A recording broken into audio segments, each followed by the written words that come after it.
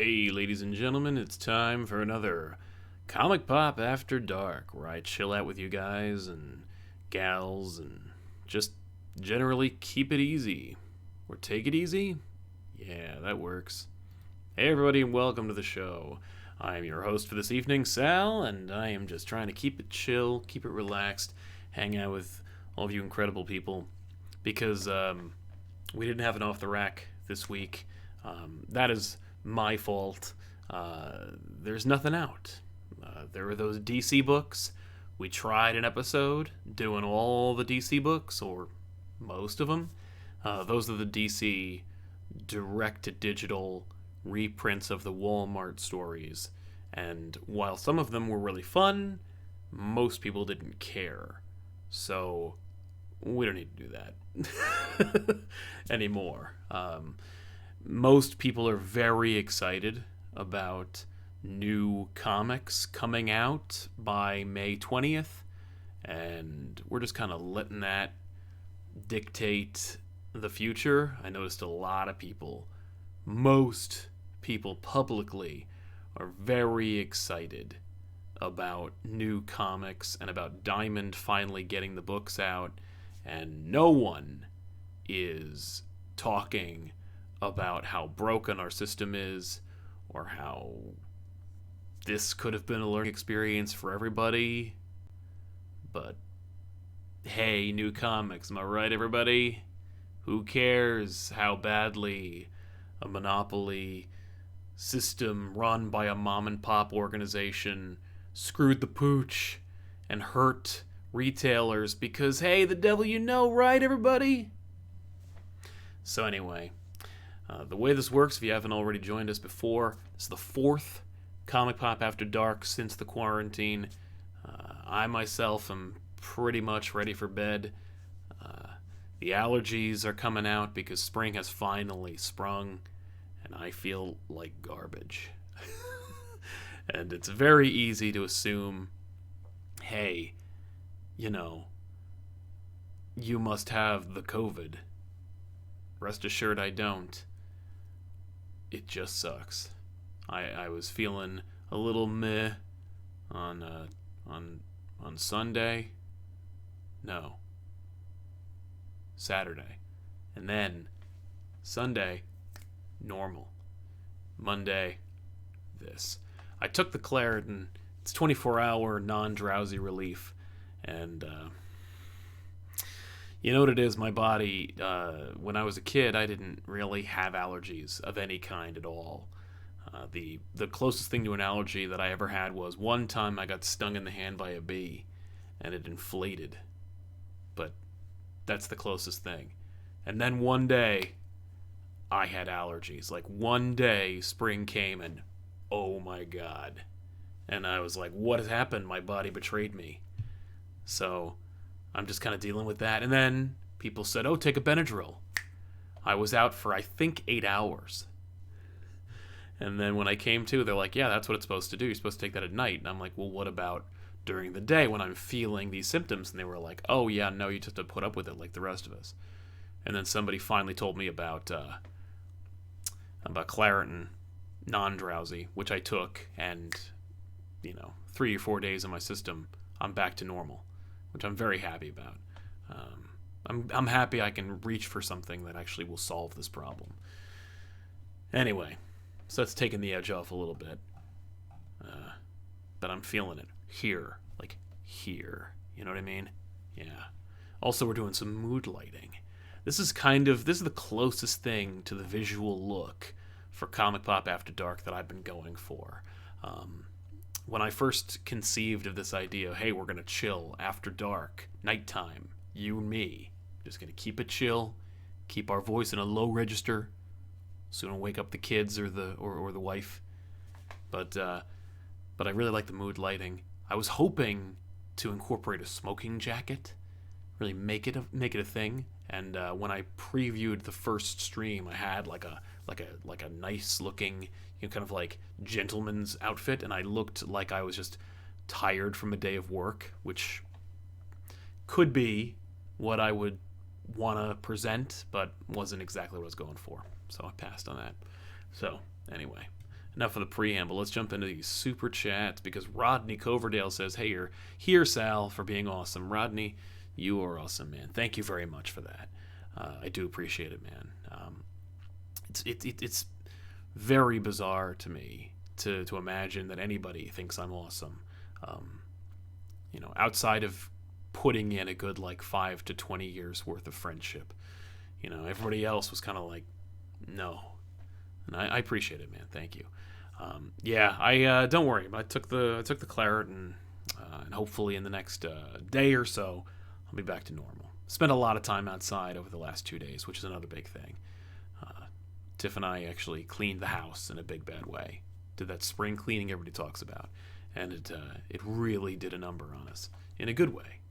Made life better. William Gaza says, "I'm at work." Well, William, I appreciate taking the time out of your day. But Sal, what's your thoughts on Isaiah Bradley, the OG Black Captain America? I love the idea behind Isaiah Bradley. I love the idea of, I think it's called Red, White, and Black. I have to go through it, but I love that concept of this kind of secret hidden Black Captain America character. I would love to see that in canon. I think it is in canon, but I'd like to see it referenced more. I'd like to see it part of an ongoing Captain America story today. I would also really love to see it represented in some way in the movies. And I think having Falcon be Cap will be the closest thing you're going to get, which is too bad. Unless they want to do a Captain America Winter Soldier thing, where they're like, hey, this was a thing. There was a long time between then and now. That'd be kind of cool. I'd be down for that. I love that idea, though. I love that. I love the concept of that character. No, I don't have kids, by the way. I was just talking about you guys. I'm talking about, because you're watching the show. I don't know if it's on your phone or with headphones or through your speakers, so I'm just keeping it chill. Yeah, but no, I don't have any kids. What would they be like? They'd be monsters. Forget about it. Achilles Dude. Hey, Sal, I know you said you'll never do it on back issues, but I'm wondering what your thoughts on Cerebus are. Thank you for your great content. Thank you, Achilles. And watch those feet. No, we're never going to do Cerebus. My thoughts on the subject are minimal at best when it comes to that character and Dave Sim. When I was a kid growing up, I knew tangentially Cerebus. Wizard always talked it up. David Sim never missed an opportunity to share his opinion on the industry. And, of course, his infamous appearance in Spawn number 10. Pretty much, if you weren't aware of Cerebus, you suddenly became aware, at the very least, of a talking aardvark in normally black and white, who smokes and, whatever. Having actually seen and read some of Cerebus,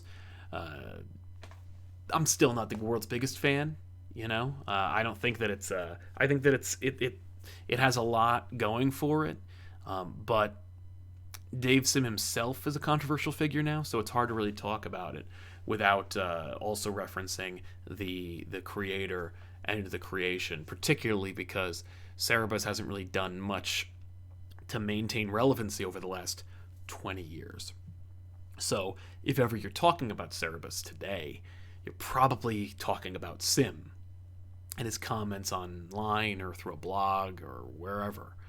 So I don't tend to talk about it, mostly because I don't have a dog in the Cerebus fight. But those are essentially my most superficial thoughts on the subject. I didn't really know much about it. I didn't have a great opportunity to read it, and the more you talk about it today, the less you're probably talking about the work. Niall Witherspoon says, Sal, I'm in the same boat. Feel better, man. You rock. Well, Niall, this boat had better have some Claritin and some cold compresses. I'm feeling right. You know what it is? It's from here to here. And I had a dalliance with a young lady back in college who had severe sinuses, and she had this whole approach where she just shove her hands into your sign. She'd be like, "Rah," and I never want to experience that again.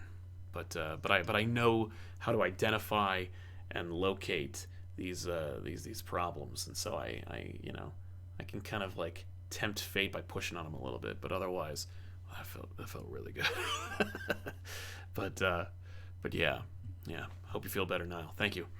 Mikey Jesus or Jesus says, as a retailer, I was hoping we'd get a change from this. Also, as a retailer, I loved your roundtable about the situation and hope you relist it soon.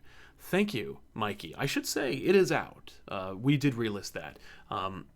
You're a great source of information for this conversation because we could have some thoughts on the subject regarding your side of the conversation. And by the way, and I'm happy to see you here and that you dig what we say and that you enjoyed the show, because when I talk about the industry and when I talk about retail and the local comic shop, I'm in your boat. I'm in your corner. I'm not in your boat. Your boat is aloft thanks to your efforts and your business strategy. For me, if comic book stores don't work out, I'm not directly affected outside of me being able to get comics and have the comic book store experience. So it's really more like I'm on your side because I love comic shops. And as has been said a million times before, whenever I go to a new place, the first thing I look for, besides a good steak restaurant, is the comic shop. I want to know where it is, and I want to know how far it is, and if I can go to it. When Warner Brothers flew Tiffany and I out to Burbank, literally the first thing we did, Warner Brothers flew us for a DC Comics event, and the first thing we did was grab an Uber and drive to the comic book store. And I'm glad we did because we had a baller time, and while I was there, I managed to pick up Avengers, the last Avengers story from Peter David, which we did on the show, and it was a fun episode, and I think it was well received. So, back issues directly result of that experience.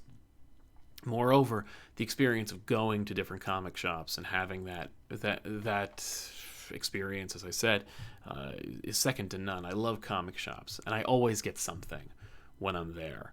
And so I want them to succeed. And when I'm like impassioned or frustrated or acerbic about the subject, it's not because I think that you deserve to go away. It's more that I just want to see things get better. I want to see when there's options, when there's opportunity to take those opportunities, to take those options, and where there is a continuity of poor business strategies or bad practices, and I'm talking more specifically about Diamond and about the industry's support thereof, I would rather see those things topple. That may be the kid in me, like the rabble rouser, the one who wants to upset the apple cart because they believe, in some fundamental way in disruption and moreover in truth. So I appreciate it, man. Thank you. And I really, really want to see the local comic book store continue, expand even. But I want it to be not because we are keeping them artificially open. I want them to succeed because you just simply don't have enough stores to satisfy the overwhelming demand. That's the world I want to live in. Meow Nian, hey Sal, what are your top 5 Simpsons episodes? In no particular order, let's just throw them out there. I think it's Homer the Clown, the one where Homer goes to clown college. Bart the Fink is an incredible episode. Cape Fear is hilarious. Marge versus the Monorail, obviously. Itchy and Scratchy Land is awesome. Pretty much, if you are talking about seasons 3 to 6, every single episode is my favorite episode. Narrowing it further, I would argue that seasons 1 to 8 are the only ones to keep. But if you're asking me which ones I go to watch just for fun, it's between 3 and 6. Those are the sweet spot. Hopefully I answered your question. I think I did. I think I got to 5. I'm just literally thinking of episodes that I watched recently. Super Pooper says, loving these dark vibes. Well, good, man. You're in the right spot. Thank you, and good luck.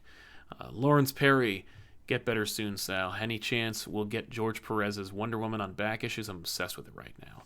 Thank you, Lawrence. I think it's just a matter of sleeping with clear air for the next, couple of hours. I'm looking forward to it. As far as George Perez's Wonder Woman on back issues, I honestly want to say yes, but I don't see it happening. And the reason for that is simple. There are, amazingly enough, bigger Wonder Woman books to tie in with the movie. The one that everyone asks for. When you have a character like Wonder Woman, and she only has a very small handful of epic classic stories. Like with Batman, you got at least 20 stories that people will say, you have to read these. With Wonder Woman, list is considerably shorter. Same thing with characters like Green Arrow. After Longbow Hunters and, the Neil Adams Green Lantern Hard Traveling Heroes, you're starting to have to really kind of look at it. And maybe the Jeff Lemire run. But when it comes to Wonder Woman, it's in that category where it's like, what's an epic Wonder Woman story? What's a big thing we could talk about? What's a seminal moment? George Perez had a lot of love for Wonder Woman. But having read War of the Gods, not the world's greatest writer. And as much as I would love to talk about something like War of the Gods, which has almost been an episode to the point where we ordered a new copy of the trade, it's so terrible and doesn't really feature Wonder Woman very well.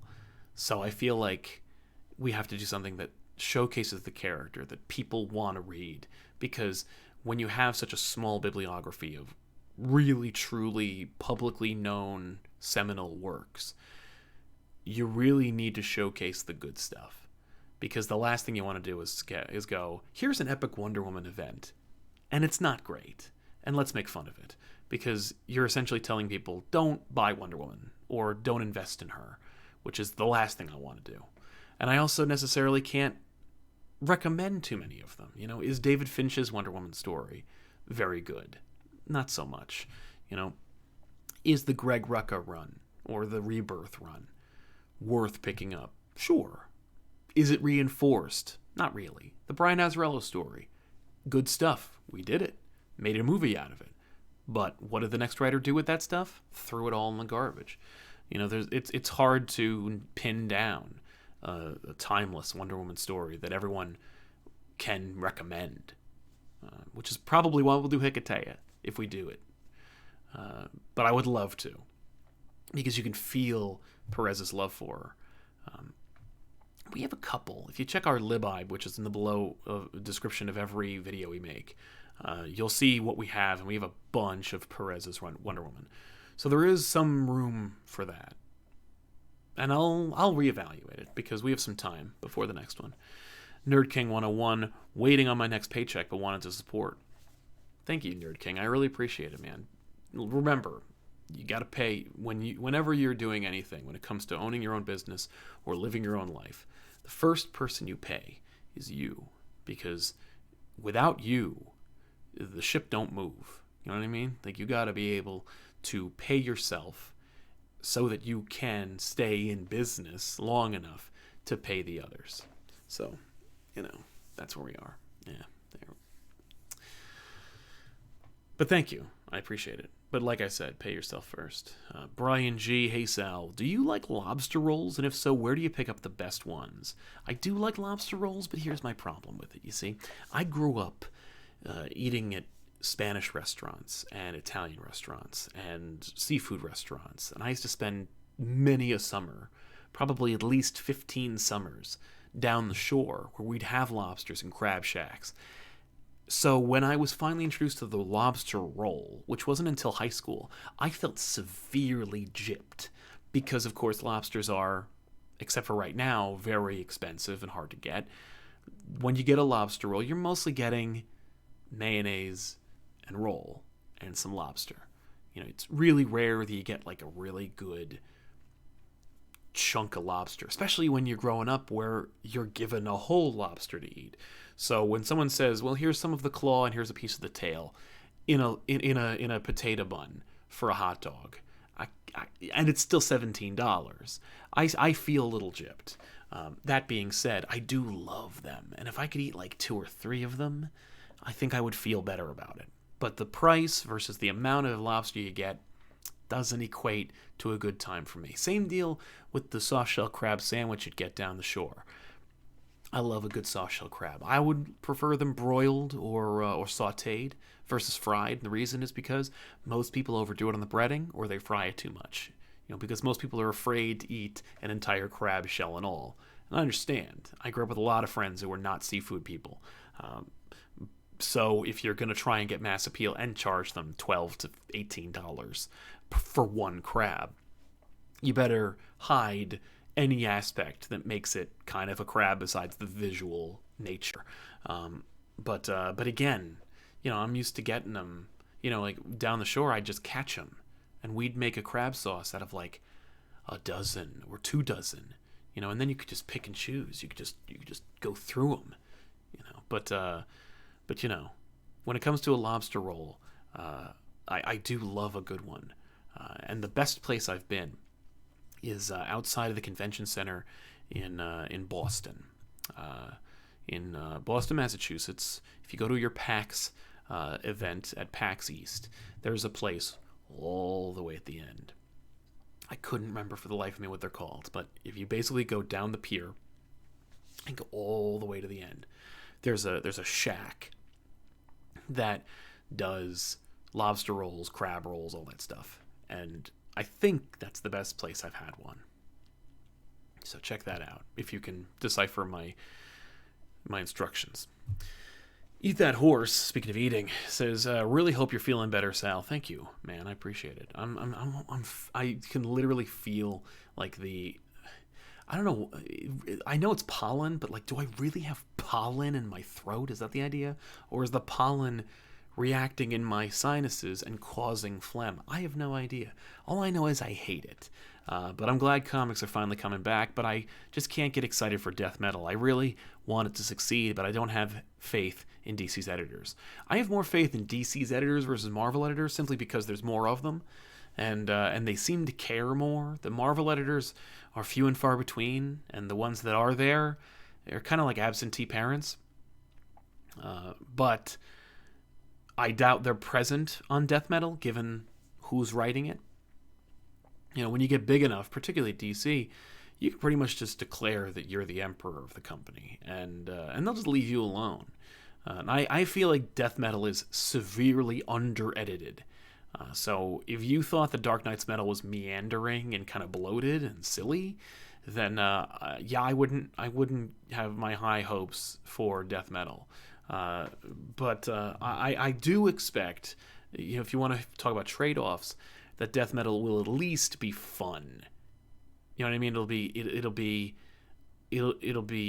equal parts like self-important and bloated, and everything that Snyder and Capullo want to do. Because they don't set out to tell a story that you don't find interesting. They set out to tell a story you want to read, or they hope you want to read, but they want to read. And so if you agreed with them at all at any point in their careers, you're probably going to get something you enjoy out of that. I didn't realize Ethan's in the chat. I'm sorry I missed you, man. I'm sorry I didn't promote I'm sorry I didn't promote the thing you're working on, but I didn't know if you were on it or not. I you know what I mean? I was like, oh, if you're not in it, I didn't want to confuse people. But thanks for stopping in. Ryan Craig, June 21st is 10 years since Recovery by avid comic fan Eminem came out. Around that time, he was in that Punisher issue, back issues video. You got one shot. Would capture it, crappy or not. Love you all. Thank you, Ryan. I will not miss my chance to blow. I'll tell you that. No, the fact is, we're never going to do that. There's not enough for an Eminem in Punisher book unless like Eminem died or something. I mean, like honestly, there's no reason to do that. There's other stories I'd rather do than the story where Punisher and Eminem team up. The Archie Punisher crossover kind of determined whether I was gonna want to do any more Punisher intercompany crossovers that don't involve Batman. So no, we're not gonna be doing that. It might show up in a GBU. That's like that's where you should put your faith in. But yeah, that's what I would say to that. I hope that answered your question, Ryan. Thank you. Matthew Lang says, "What shows or games have you and Tiffany been trying to catch up on?" P.S. This is my first super chat. Well, you nailed it, Matthew. So thank you very much for coming in, for doing the super chat. I do appreciate it. Congratulations on your first super chat. Welcome to the prestigious and illustrious group that make up these incredibly generous people who fuel the conversation. As far as shows and games, I'm watching a lot more Community, which is doing my heart good because it may be one of my favorite sitcoms of all time. It's Seinfeld and Community. They're clever, funny, compelling characters. I love them. And I'm really happy to be getting back into it. Rick and Morty came back yesterday, so we launched on that, which was like funny. I didn't feel anything weird about it. I was just like, oh, just a funny episode, and I dug it. When it comes to games, Tiffany's actually jumping back into Arkham Knight. She's braver than I am. So if you actually watch on twitch.tv/ComicPOP, she's playing that right now. Who knows how long, but at least the last time she had it, which was yesterday, she jumped back into Arkham Knight, and she got way farther than me. I got through that first Riddle challenge, and I was like, okay, I'm out. I hate this game. But yeah, as far as other games go, Tiffany got a new game she's working on, but I don't want to get into it. And other shows. There's this flipping show on DIY Network. I can't remember what it's called. It's like Flip or something, or maybe not. I don't know. But the idea here is that like, you have two teams. They go to Connecticut. They buy a bunch of crap from a flea market. They bring it to the shop. They flip it into something that was garbage into like a kitschy, fun hipster fixture, like a bar cart or a breezeway cabinet or a fun coffee table. And then they take that to a flea market in New York City, and then they sell it for like quadruple its value. I'm addicted to that show right now. I'm not really a narrative-driven TV watcher. So hopefully that answers your question. Super Pooper's back. Thoughts on the last Harley Quinn episode? I thought that episode was relentless in its intent. Obviously the bookend is neckbeards in the basement complaining about the Snyder Cut and feminist agendas and whatnot, which I thought was pretty fun. I thought it was a little bit of low-hanging fruit when people were like memifying it before it came out, and when I finally saw it, I was like, okay, no, this is something that clearly the showrunners were dealing with, and they dedicated a portion of their show to making fun of, which I kind of dug. I was like, good for you. Like, a way to encapsulate it in like a perfect way. Like, it was pretty funny. And because it could have been more on the nose. I know that's silly because he's like fat and he lives in a basement and he says no girls around, and it says this release the Snyder Cut on his shirt, and and he uses all the key words for his type of character. But the way in which it's portrayed, he could have like farted or stepped on a rake and hit himself in the face. Like, socially speaking, like, it could have been a lot more like just outright mean-spirited and like really diminished him. Like, he could have been a real straw man, and instead it's just kind of like funny. It was funny at the expense of someone. So I think that worked. And I dug it. And as far as the Batman stuff goes, meh. Because Batman, I love Batman. I want a Batman show, but that's not what this is. So I thought it was weird that we even did an episode dedicated to Batman. But I hope that there's justice for Bane. I want Bane to join Harley's crew so bad. I thought we were going to get that at the end of the show, the first season. Ryan Craig, yes, those were rhymes for you to spit. You're welcome. Thanks, Ryan. I'm glad that we worked that out. It was a real team effort. You really teed it up.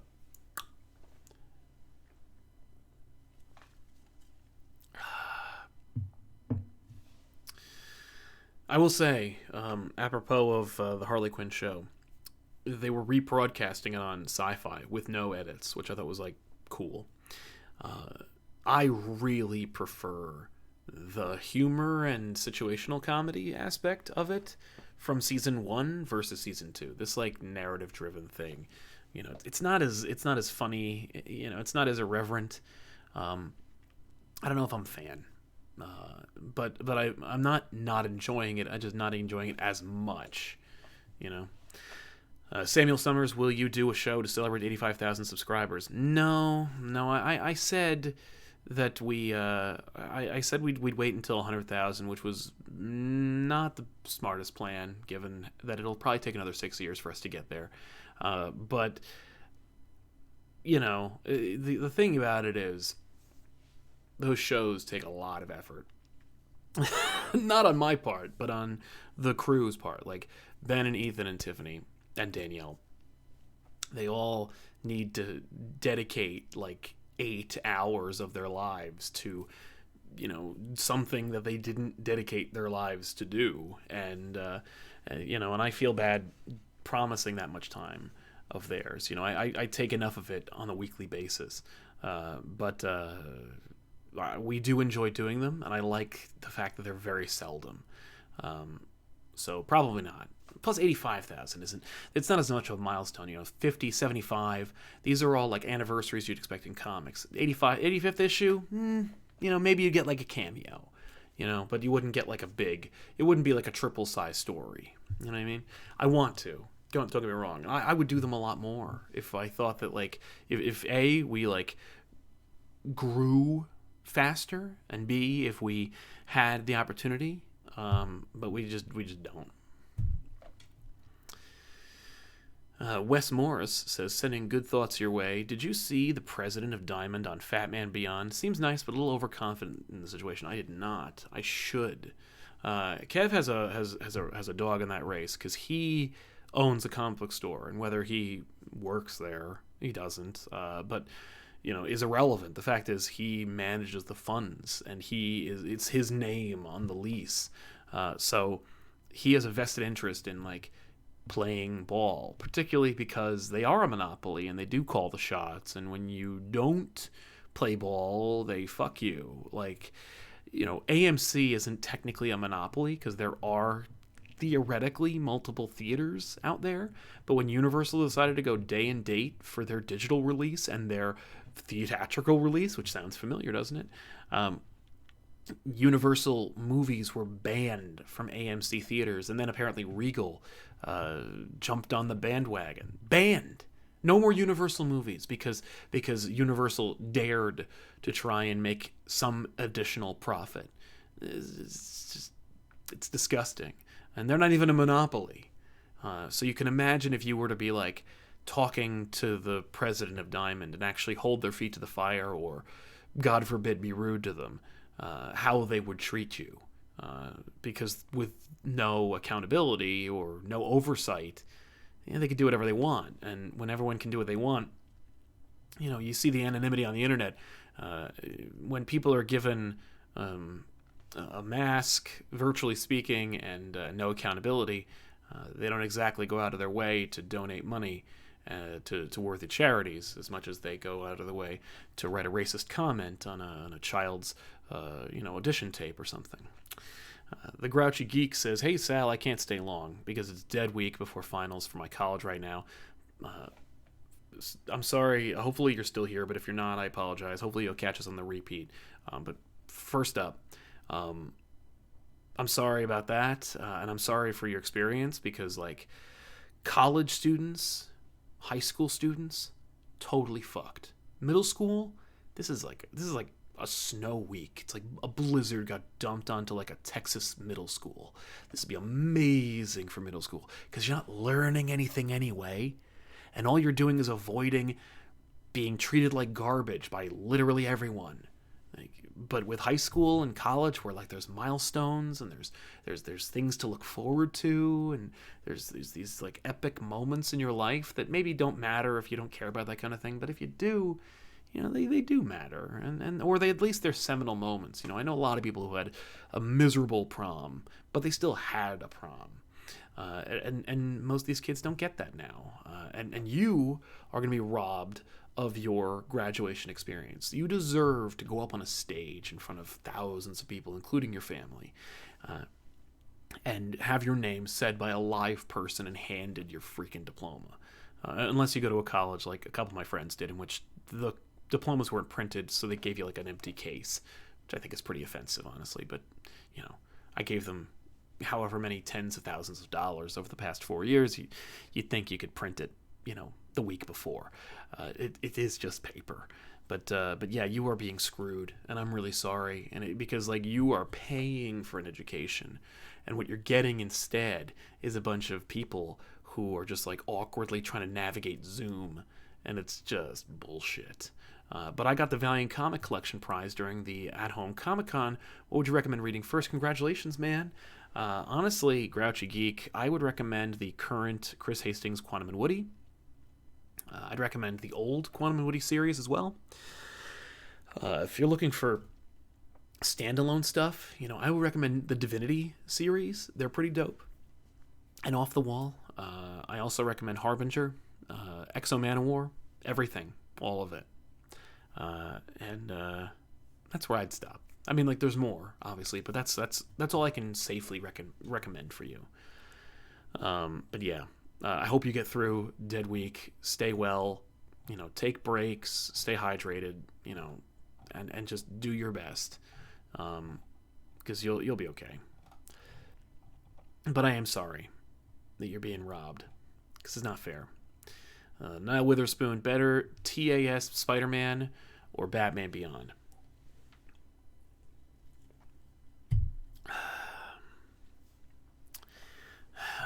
They're both, it's apples and oranges, I think, Niall.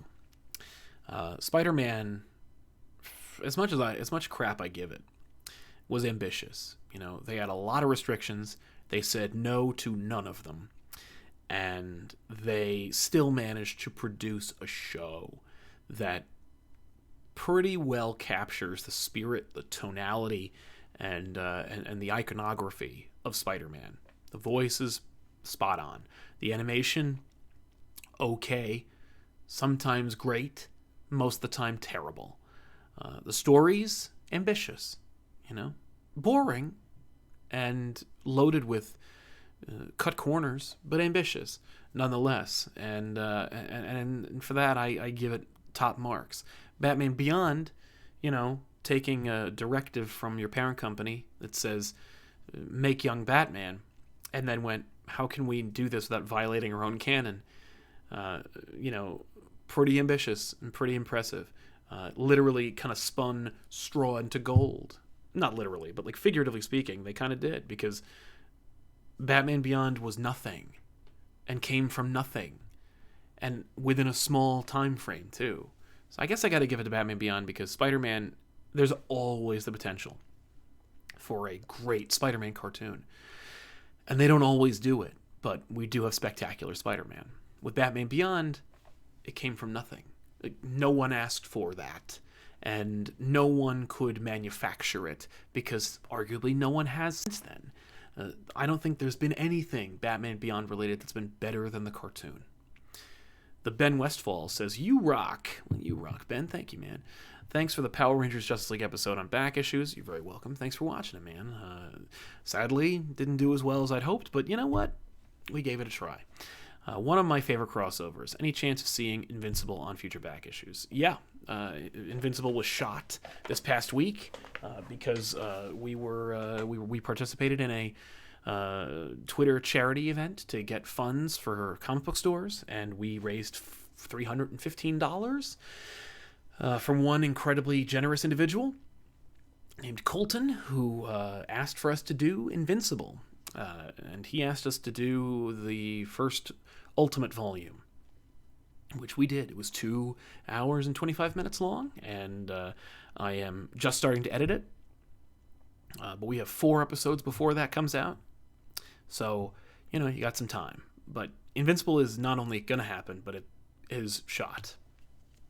It's happening. It's a foregone conclusion. There is a cover already made for it.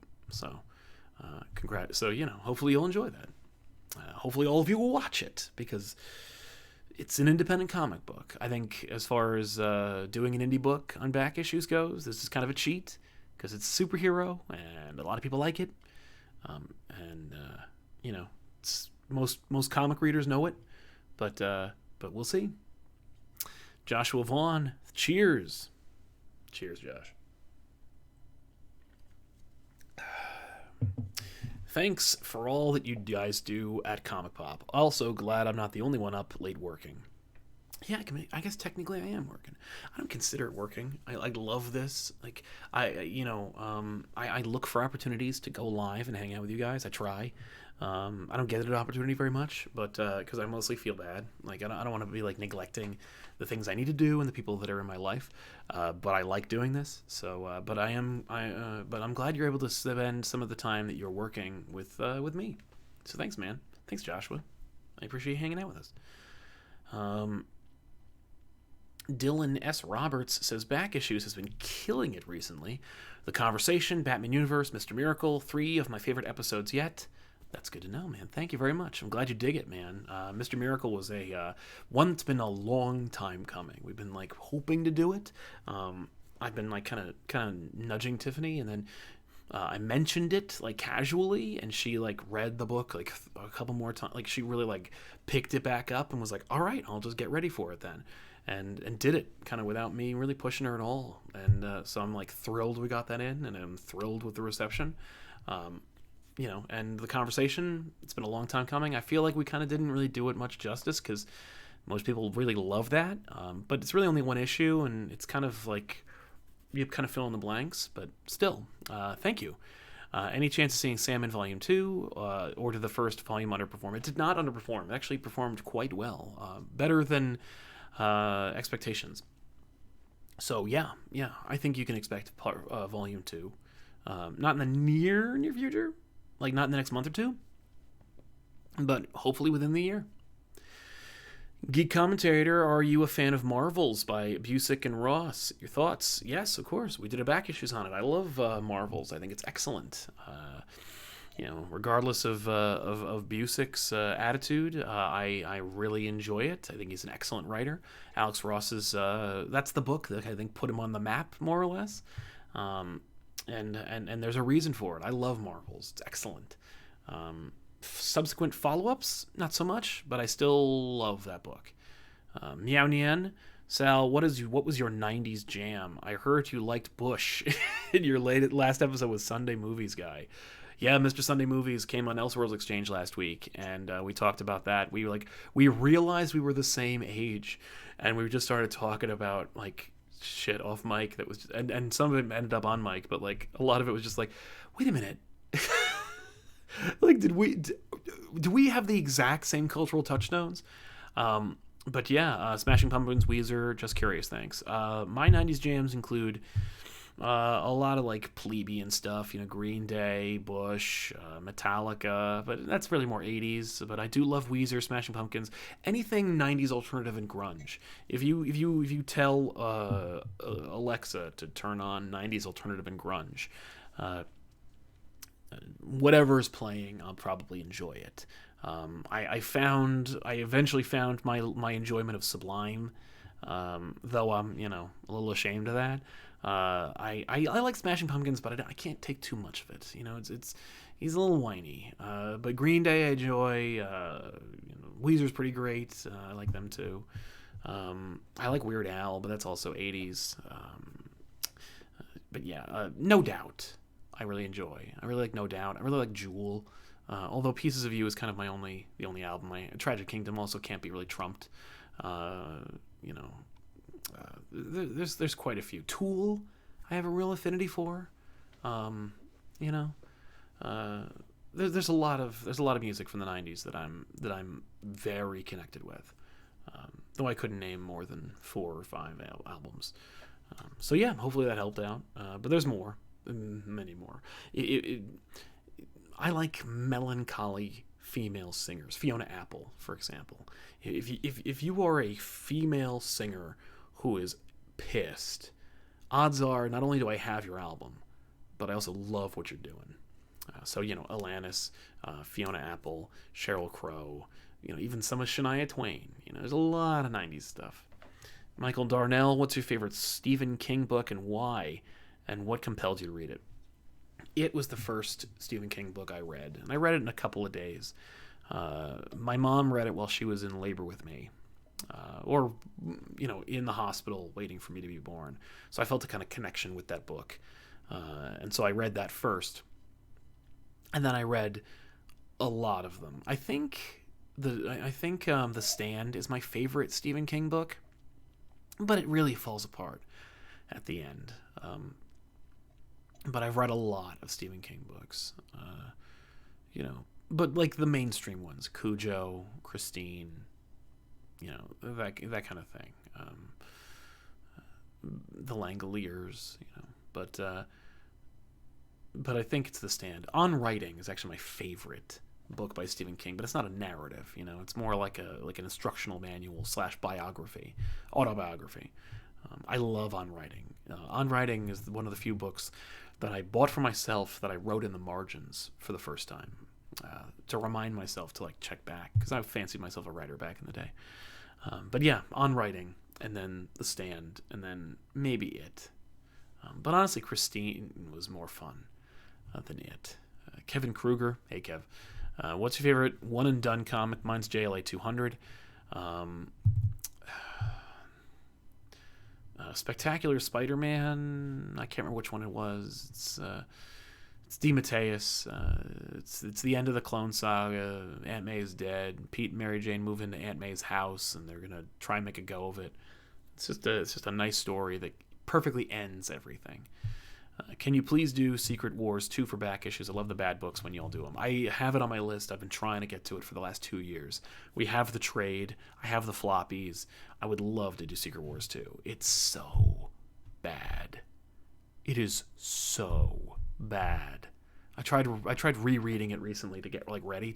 I was literally like, well, I could do this, or I could try and cram Secret Wars 2. And I was like, I gotta take like a month to read this thing. So yeah, but I do want to read Secret Wars. I want to do Secret Wars 2.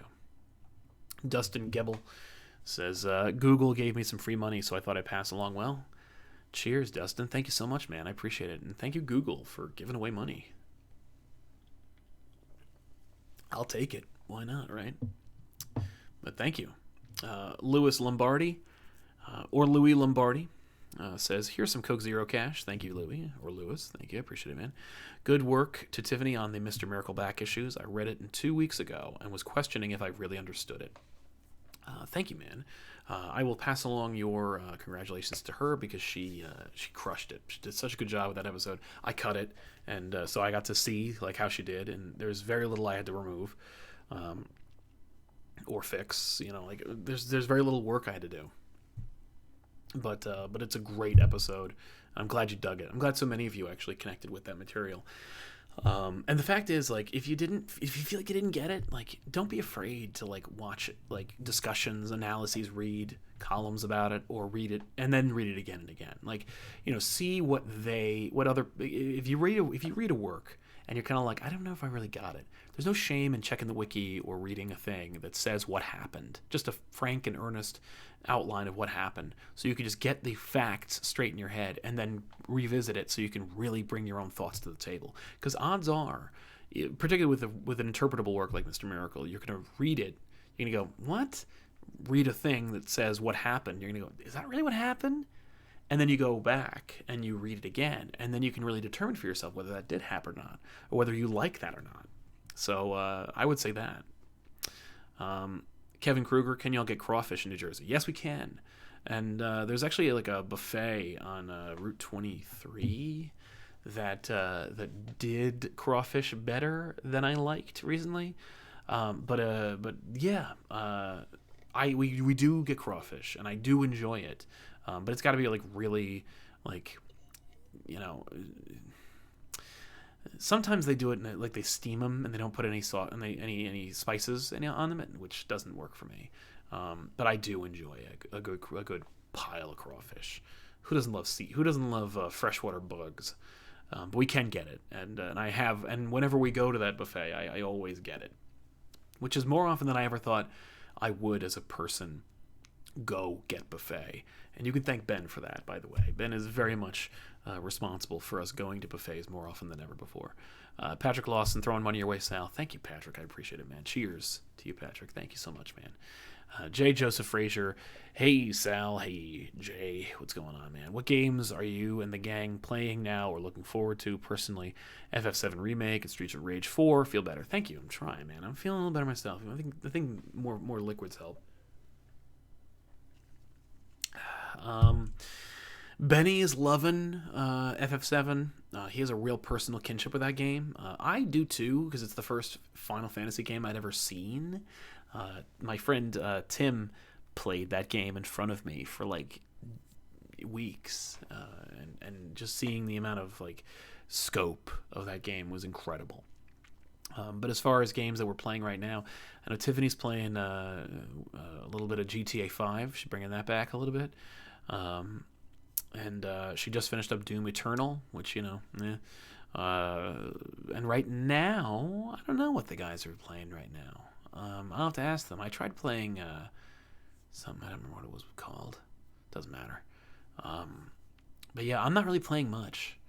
I don't really play much, But yeah, I don't know what the guys are playing right now. I know they're playing something. And you can ask them. If you go to Twitter, you can at Rybread Returns or at Common Flux. It's Ethan and Ben respectively. But you can ask them. They'll tell you. Strumthund says, any chance of a back issues covering the Mark Gruenwald Squadron Supreme, or would that be too much of characters nobody knows? That's the only reason we've avoided it, but we do have it. Probably send it to us. But we do have that one. We have 2 volumes of Squadron Supreme, that one and like a newer one. I think there's an angle we could do with that. So hopefully we will.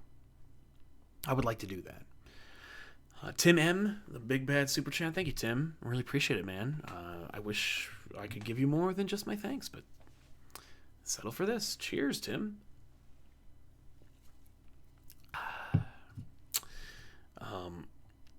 Heroing 2.0 says, hey, Sal, do you think Daredevil should know Peter's identity? I'm just loving Zdarsky's Daredevil run right now, and I was wondering who deserves to know Peter's identity. Thanks for the constantly awesome content. I thought that Daredevil knew it by now. If he doesn't, he should or will. Zdarsky's portrayal of Peter in Daredevil is second to none. No one else at the Marvel bullpen is showing Parker respect like Zdarsky has, in direct contrast to the lack thereof he showed in his Howard the Duck book. As far as characters who should know who Peter is, I feel like anybody on the New Avengers should know. I feel like Cap and Iron Man should know, but my approach with Cap is Cap wouldn't care. Like, Steve Rogers and Peter Parker would never hang out, because Peter would be too intimidated and Cap would be too uncomfortable. But I think that the idea that, but I feel like Cap loves Spider-Man. He's like, this kid gets it. Like, this kid, if he wasn't so specific, if he wasn't so specifically central to, his guilt and his spider theming, he could be me. He could replace me. But I feel like Cap would know it but not care. Be like, I don't know what that means. It doesn't matter to me what your real name is, because it's not like you and I are going to hang out. What matters to me is that, I know you as a person. I've seen your heart. That kind of thing. That was the first thing that jumped to me. Ryan Craig, yes, you answered. Would love it to be on GBU. Well, good to know, man. Thank you. Yeah, no, I would love for it to be on GBU. I feel like Ben and Ethan and Tiffany would react very favorably to that. By the way, just a quick shout out. Thank you, Nathaniel, for your kindness. I appreciate it. Infamous Adam. Hey, Sal, it's my birthday. Well, happy birthday, Infamous Adam. Take that again. Hey, Infamous Adam, happy birthday to you, man. Thank you so much for spending a little bit of your birthday with us. Being stuck in the house sucks, but reading my old comics helps. P.S. Hope you feel better. Thank you, man. I appreciate it. Adam, happy birthday to you. Hopefully, this is one of those birthdays that is skippable. It doesn't end at a 0, or you're not turning 18 or 21.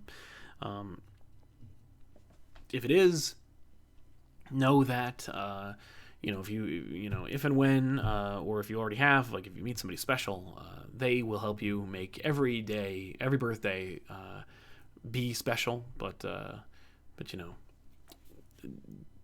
this one's a wash. Use it for reflection, self-betterment, and taking it easy. The next one will be better. I hope. But thank you very much, man.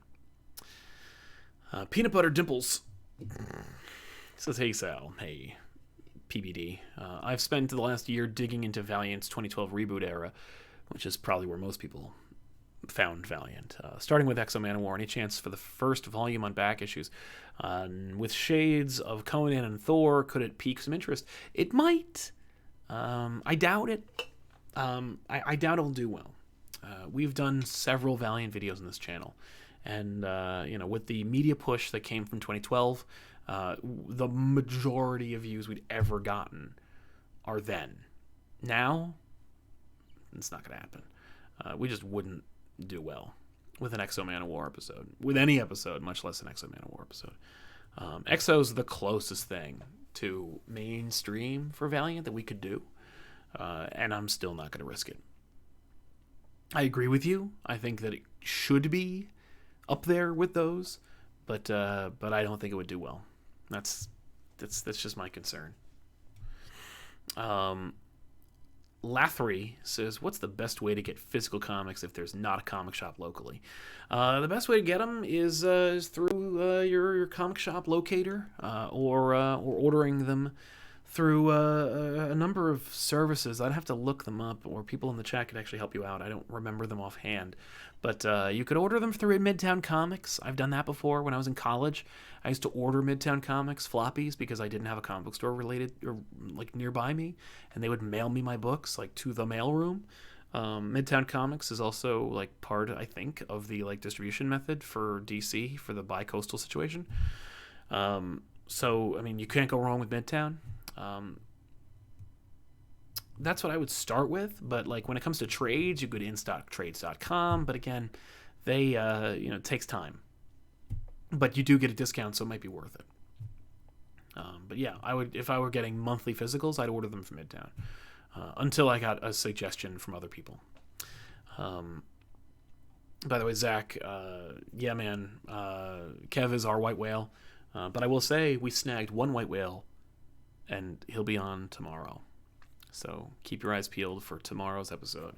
Raj Patel, hey Sal, hope you all is well on the homestead given the quarantine. It is, man. Tiffany's working from home at least for the foreseeable next month, or at least the several weeks, and I am doing this. And there are many comic book professionals who are also working from home and are looking for something to do. And so some of them might be more willing to be on the show than ever before, which is why we are aggressively pursuing more people. And after the guest we have tomorrow, I'm literally just pulling names that I've always wanted, and I'm reaching out to agents and whatnot. So we'll see what happens. But yeah, did you see that New Mutants is available for pre-order on Amazon? Yes, I did. Wait, no, I didn't. There's the movie? Because if you're talking about the Hickman book, I ordered it and bought it. It's here. And of course we have at least 2, if not 3 copies of Demon Bear. But let's have a look, because I would love to know if it's New Mutants the movie. Because if that's the case, that sucks. That's a sad That's a sad situation. I'm seeing the Epic Collection renewal. No, I don't see the movie, but it's a quick look. So, but I'll keep a lookout. Raj, thank you very much, man. But yeah, everybody's doing well. The only one who's working out in the world is Ben, and I feel bad that he has to do that. Like, I wish he didn't have to put himself out there like that. Nick the Destroylator, what's your opinion? The best Spider-Man story? That's completely subjective, my friend. I gotta tell you. Okay, so it's not up anymore. The best Spider-Man story is whatever you hold dearest. There are a lot. I remember growing up, and there were a lot of people who thought Torment was the best Spider-Man story. And you know why? Because Venom's a popular character. And what does that have to do with Venom? Because Venom's not in Torment. But the fact is, Venom, in the beginning, was all style, no substance. No depth, no character. The most basic thing. I hate Spider-Man, so I will kill him. You had good writers who were able to make him interesting in as much as they made the stories he was in interesting. I love the feeling of helplessness that Peter has when he's being tormented by Venom during the McFarlane story. That feeling of having nowhere to run, no hallowed ground. No, when your quarry goes to ground, leave no ground to go to. That is Venom. And that's such a great feeling. But Venom is a lot of flash in the beginning, and no pun intended, and not a lot of substance. And Torment is exactly what that is. And I know a lot of people who just want Spider-Man to look cool, and for his enemies to look as cool, if not cooler. Lizard is not like a murdering monster that hides under the sewers. We saw that. His name's Vermin. But damn, does that book look cool? And I found out a lot of people don't really like Peter Parker as much as they just like how Spider-Man looks. So for them, Torment's a great story. For me, I know Kraven's Last Hunt's a lot of people's favorite stories. But like, is it a good entry-level story for Spider-Man fans? No. Is Spider-Man vs. Wolverine indicative of a traditional Spider-Man story? Not at all. For me, it's got to be Ultimate Universe right now, because it's an ongoing story that like is all part of the same narrative, but that has a few like shining examples of like brilliance that I like really gravitate towards. But as far as my favorite, the best Spider-Man story, I couldn't tell you. You only you can answer that question. I know that sounds kind of like, I know that sounds like really cliche and lame, but like.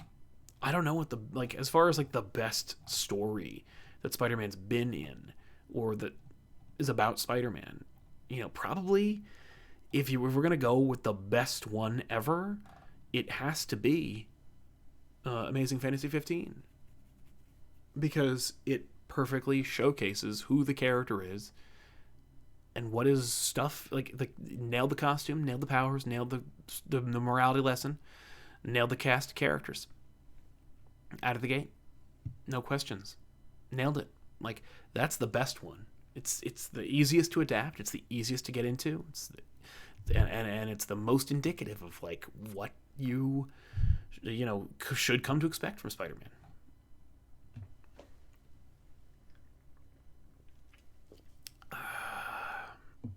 Adam Thenhouse. Hopefully, I didn't skip anybody because the thing reset. Keep them lights on. Thank you, man. I will. Thanks to the efforts of great people like you, I will. I recently learned Marv Wolfman wrote an episode of Beast Wars. That's so awesome. Now I have, and I would love to see that episode. Beast Wars was really well written, like for a Transformers spin-off, CG only, 6 a.m. Sunday morning show. Beast Wars was like unexpectedly deep and interesting.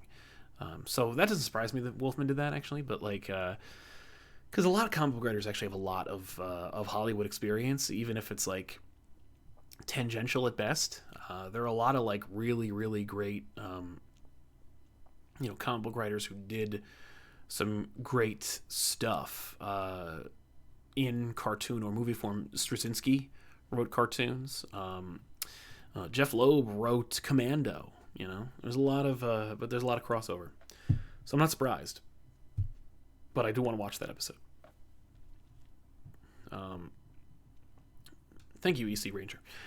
West Morris, on the topic of college graduations, at mine, our grades were final the week after we walked, so we just went, walked, and hoped for the best. Yeesh. That is cutting it down to the wire, man. I'm sorry, man. I mean, like, I'm happy to infer that it all worked out for you, but yeah, that is not the way to do that. Let's see here. Let's see if I missed anybody in between.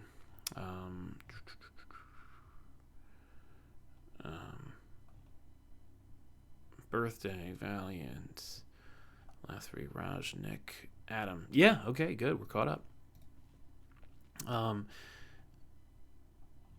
Ryan Craig, last note to bother you with. Law finals tomorrow. Good luck, man. Good luck. Thank you so much for hanging out with us tonight. Get some rest. Have a snack before you work, so you don't think about anything else. Go to the bathroom and just do your best. Thanks for seeing the humor through my text. Thanks for being cool. Feel better. Have a great night. You too, man. Thank you so much for hanging out with us. And remember, just don't stress. Just do your best. Don't blow it off, but do your best. Jason Turner helping us out. Thank you very much, Jason. Taylor Petchter, can you believe how amazing Jim Lee's recent charity sketches have been? I feel like they are his best work in a long time. He's really knocking them out of the park. We were watching the episode on Twitch where he drew Aquaman, and I was like, keep that. That is, I appreciate that, they're going to get the original, but, keep that shit and make that an Aquaman cover, because that is too goddamn good. There's a lot of really goddamn good stuff that he's making. So, yes, I completely agree. There's some great stuff. So, yeah. By the way, Back Issues comes out on Wednesdays. Heartless Fang, can't wait for the Invincible episode. Was worried that it's one of those comics that are better when read than explained. I think you'll find out. Because here's the thing, it reads well. It reads fast. Real fast. And, because of the cliches that, it tries to play with and circumvent,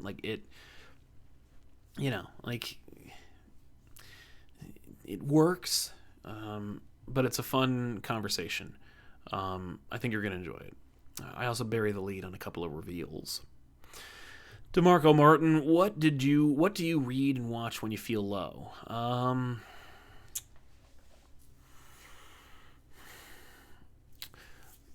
A lot of times, if I'm feeling I don't really get low anymore. I know it's a little bit like humble bragging, but I don't really feel that way much anymore. But when I do, I try to watch a movie that matters to me. I read something that inspires me. If I'm not producing or creating, or if I don't feel valuable in my own skin, then I do something or read something or watch something that makes me want to be. And for that, I'll watch Clerks 2. I'll read Dark Knight Returns. Something familiar but great. Something that I know, backwards and forwards, but inspires me. Because it'll bring me to a place where I can feel useful. Clerks 2 is one of those things. I love Clerks. I love the Kevin Smith Jersey collection. But Clerks 2 was the one where I was it grew. They all kind of were pieces of movies that hit me at the right time. Clerks, I see it when I'm a freshman in high school, and I'm this is not only funny and irreverent and it speaks to me on a very fundamental level, but I also see the potential to do that. I feel I'm I when you see it, I felt I was halfway there already. So I felt like I could make movies. Mallrats was just funny, and I felt like, and it really displayed this sense of camaraderie during a time when I was developing formative friendships, and so that was really important. Chasing Amy was when I was falling in love with the first time, and these, by the way, these didn't come out when I was experiencing this. Just more like I went to the Hollywood Video and I picked up those copies. But like Chasing Amy, I was I had dated 2 or 3 people at that point, and I felt like I thought I was in love, and I saw like what people do or what Kevin Smith's characters do, and that hit me. And Dogma was when I was questioning my own faith, and Jersey Girls when I left New Jersey and I could see like what I missed, and so each movie like hits me at a right time in my life. But Clerks 2 is the one where it's like you need to get up off your ass and do something now. And that was in a time when I really needed to do that, like 4 years earlier. So that's what I do. I know that was like, a lot, but hopefully that helps any of you. Zyrone Simmons in a big bad way. Thank you very much, Zyrone. I hope I'm saying that right. Love the Mr. Miracle episode. Keep up the great work. We're trying, man. I'm glad you dug it. It means a lot. And I know Tiffany was very concerned. She was like, I don't know if it's going to do well. And I'm like, don't worry about it. Like, it's a good episode. Like, it's worth doing. It's starting a conversation. It's something that matters to many people, including yourself. And I think it's mainstream enough where people are aware of it, and it'll inspire them to read it, which I think it did. So it succeeded on every level. And it performed. Like, it beat the Power Rangers Justice League episode, I'll tell you that. No, it did great. So I'm so glad to hear that like you liked it and that so many people are responding to it. So we're trying, man. Thank you so much, and thank you for your kindness. Draber, would you ever collaborate with Blurred without fear? Thanks for the great content. I can toke to stay safe, feel better. Well, partake in good health, and don't smoke too much. I cite Randy Marsh, where he's like, it'll make you feel content with doing nothing. So don't overdo it. I know too many people in high school who overdid it. Like, really, like they leaned into it too hard, and it hurt them. Not like, like they didn't get emphysema or anything. It's not like it's not like that. But they it hurt them like socially. So you seem to know what you're doing. You're giving super chats. You have a bank account. Nathan Berg just got university grades back, 6 A's. Couldn't have done it without your channel giving us periodic cathartic distractions. Well, listen, man. No, the reality is only you could have done that, Nathan. Only you could have gotten those A's. You did the work. You went to class. You did the studying and the extra shit that got it in there. You took the puppy the free clinic. You got it's not my best metaphor, but no, you fucking did it, man. Congratulations on the 6 A's. You earned them, and you should be fucking proud of them. But thank you for seeking us when you needed a respite from all that work you were doing. Deadpool's in Intrin says, any chances for the Black Monday murders? I know your feelings on indies on back issues, but it is Hickman. Thanks to you, I pick up comics again. Wow, that's nice, man. I'm glad to hear it. That's what we're trying to do. Like, I didn't even know that was the plan when we were doing this. For me, it was about being like producing on YouTube. At that point, when we made back issues, I had made, I don't know, like a dozen episodes of like our comic review show, Sal Says What, which is my Twitter handle. But like I was making anything to try and like get a foothold in this new, media, and I had no plan outside of being responsible. Like, I want to have fun, I want to do cool stuff, but like when we reviewed like trades, I'd be like, well, here's a link, by the way, like, because it's useless to like recommend something and not make if it's online. You're not doing your job if you're not going like, here's this thing that I'm talking about, and you can click this thing and it'll tell you where, and it'll take you to the thing you want that I'm talking about, so you can see for yourself. Like, I feel like that's just implicit. But but that like sensibility got me to this fundamental place where I'm like, I want to sell comics, not because I want to become a comic book merchant. I've seen too many of those, and I feel like that road, does not go to many places. Like, I've known too many retailers in my life who only wanted to just sell comics. Like that was, they're just like, I'm just selling. I'm a merchant, and I just do this. They didn't think about like that they were selling work. Like earlier, dude, you mentioned that you're a retailer, and I know that like I'm not disparaging what you do. I'm saying like, because clearly you're here and we're talking about it, like you are not just like here to sell books. Like you're here to sell books. Like you're providing literature and art to people who otherwise would not get it. And there's something, not noble, but like there's something important about that. And that's the job that a lot of like sellers don't think about and they don't consider.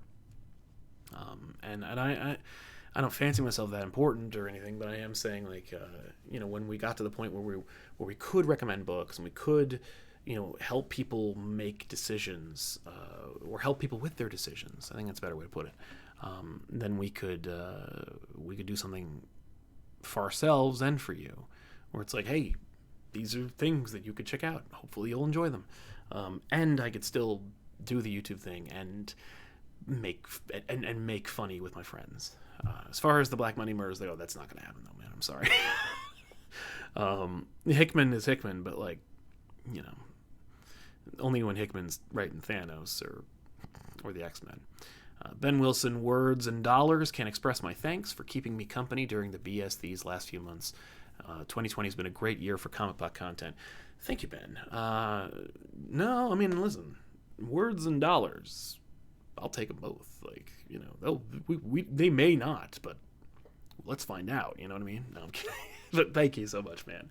And I'm so glad that we could be this company for you, because I'm in a unique position of being here and doing this, right? Like we're just like, hey, it's late, I'm hanging out with you. Like, hey, I read this book, let's share it with you. Hey, we read these comics, let's talk about them and review them with you. Or, hey, I'm talking to this creator, let's share that experience with you. Like I'm trying to take this unique position that I'm in and translate it into something for you as well, because it's like, why not? Like I'm doing this, I'm not directly benefiting, but it's like I'm already on my ass. I might as well try and give you something for it. Thank you, man. 2020 has been a shitty year for like everybody, but ComicPOP has made some pretty dope shit for 2020, which is pretty nice. And that's a nice feather in my cap, where it's like, hey, remember that year that nobody fucking liked? Well, that just happens to be when we got to interview Brian Michael Bendis and name redacted, who will be here tomorrow, and when we got to talk about Mr. Miracle or Batman Universe or Event Leviathan, all these different books. So it feels good, man. Thank you, Ben. Patrick Broom,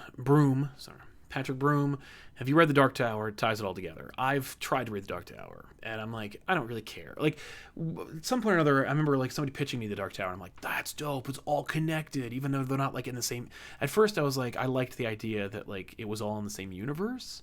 That like Derry, Maine is over here, and like Carrie went to high school over here, and like Christine was built over here. I liked that idea, and then it was like no, there's doorways, and they all go to different universes, and it's all part of the same weave, like this intricate tapestry. And I was like, oh, that's way like like the Stephen King multiverse does not appeal to me. And having read the comic and done more of that, like to help me like understand it and approach it better. Has not done anything to dissuade me from that opinion. I understand and I get the concept, and trust me, when somebody said like Randall Flagg, I'm like, oh, that's kind of cool, but at the same time I was like, I can't be bothered to care. I just can't. Meow Nian says, my last music question for the night, I swear. was, as a person from New Jersey, how do you feel about Bruce Springsteen? I started listening to him later in my life. Love his moody tunes. Thanks again. I love the boss. As a Jerseyite, I was told how great he and Billy... no, what was it? It's not Billy Idol. It's Living on a Prayer. Bon Jovi are. Clearly, I prefer Bruce to Bon Jovi. I've been to places where he's been, and I never met him or been to one of his concerts, but like I will say, I love a lot of Bruce Springsteen stuff. I recognize that apparently like there's a lot of like Tom Waits behind his genius, but I don't care. I love it. Like he's on my Christmas list every year for my playlist because obviously Santa Claus Coming to Town, best version is his. I love Glory Days. I love Born to Run. I love oh God, what's that song? It's like Down on the River, Jersey Girl, obviously, but that's like a very Tom Waitsy song. I celebrate his entire catalog. So yeah, no, I dig the boss. I have no question. I'm not a hipster when it comes to that. Like where I'm like, oh, I'm from New Jersey, but I don't care for Bruce Springsteen. Like no, fucking guy's genius. No, I'm in.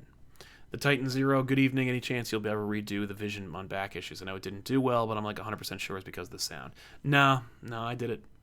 Hey, Ethan finished Horizon Zero Dawn. Nice. Don't spoil it. I don't know how it ends. But no, we're not going to redo that. The reactions are too genuine. The show is too new, and I'm happy with it anyway. I don't give a shit if people didn't like the sound. Michael Darnell says, what comic character do you think would be the most interesting, is the most morally complex, if you take them completely out of their hero lives? I don't know. Like Rorschach, U.S. Agent, characters who have no outlet for their passion or their insanity or their approach. I think, I think just the characters who have who without the hero mantle have no outlet for it. Once you take away the thing that like is the release valve on their insanity, that's the, that would be the most interesting.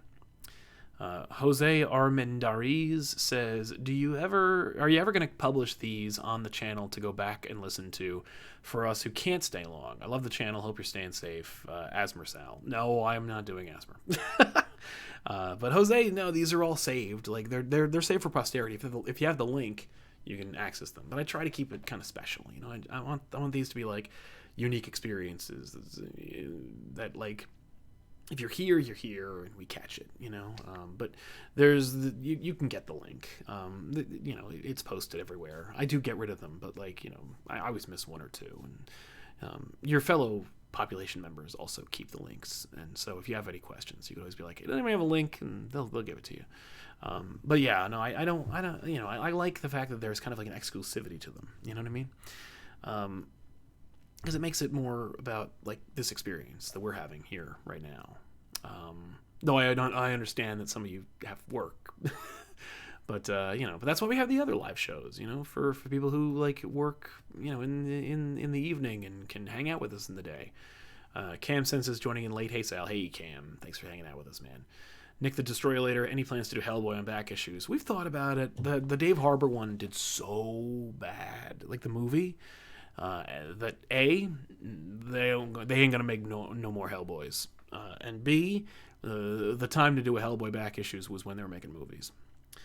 So I kind of missed the boat on both, and I deliberately didn't do a Hellboy when the David Harbour movie came out because Mike Mignola was rude to Tiffany one time, and I was like, fuck that guy.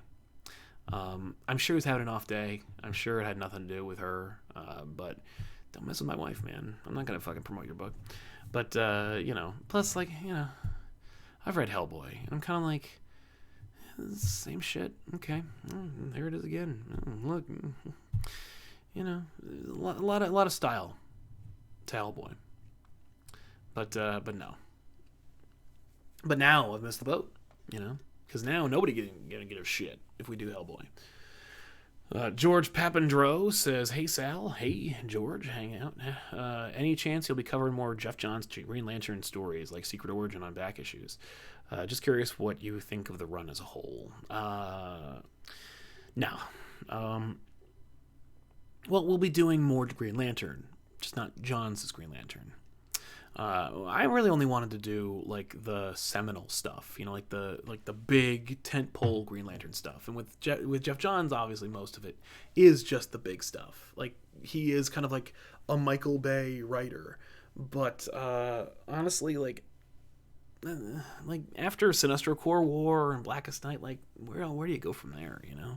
So I'm kind of done with Jeff Johns' Green Lantern books on the show. That doesn't mean I'll never do it, but it certainly means it doesn't mean I'm looking for them, But Green Lantern is not gone. Like we will do more Green Lantern. It just probably won't be by Jeff Johns.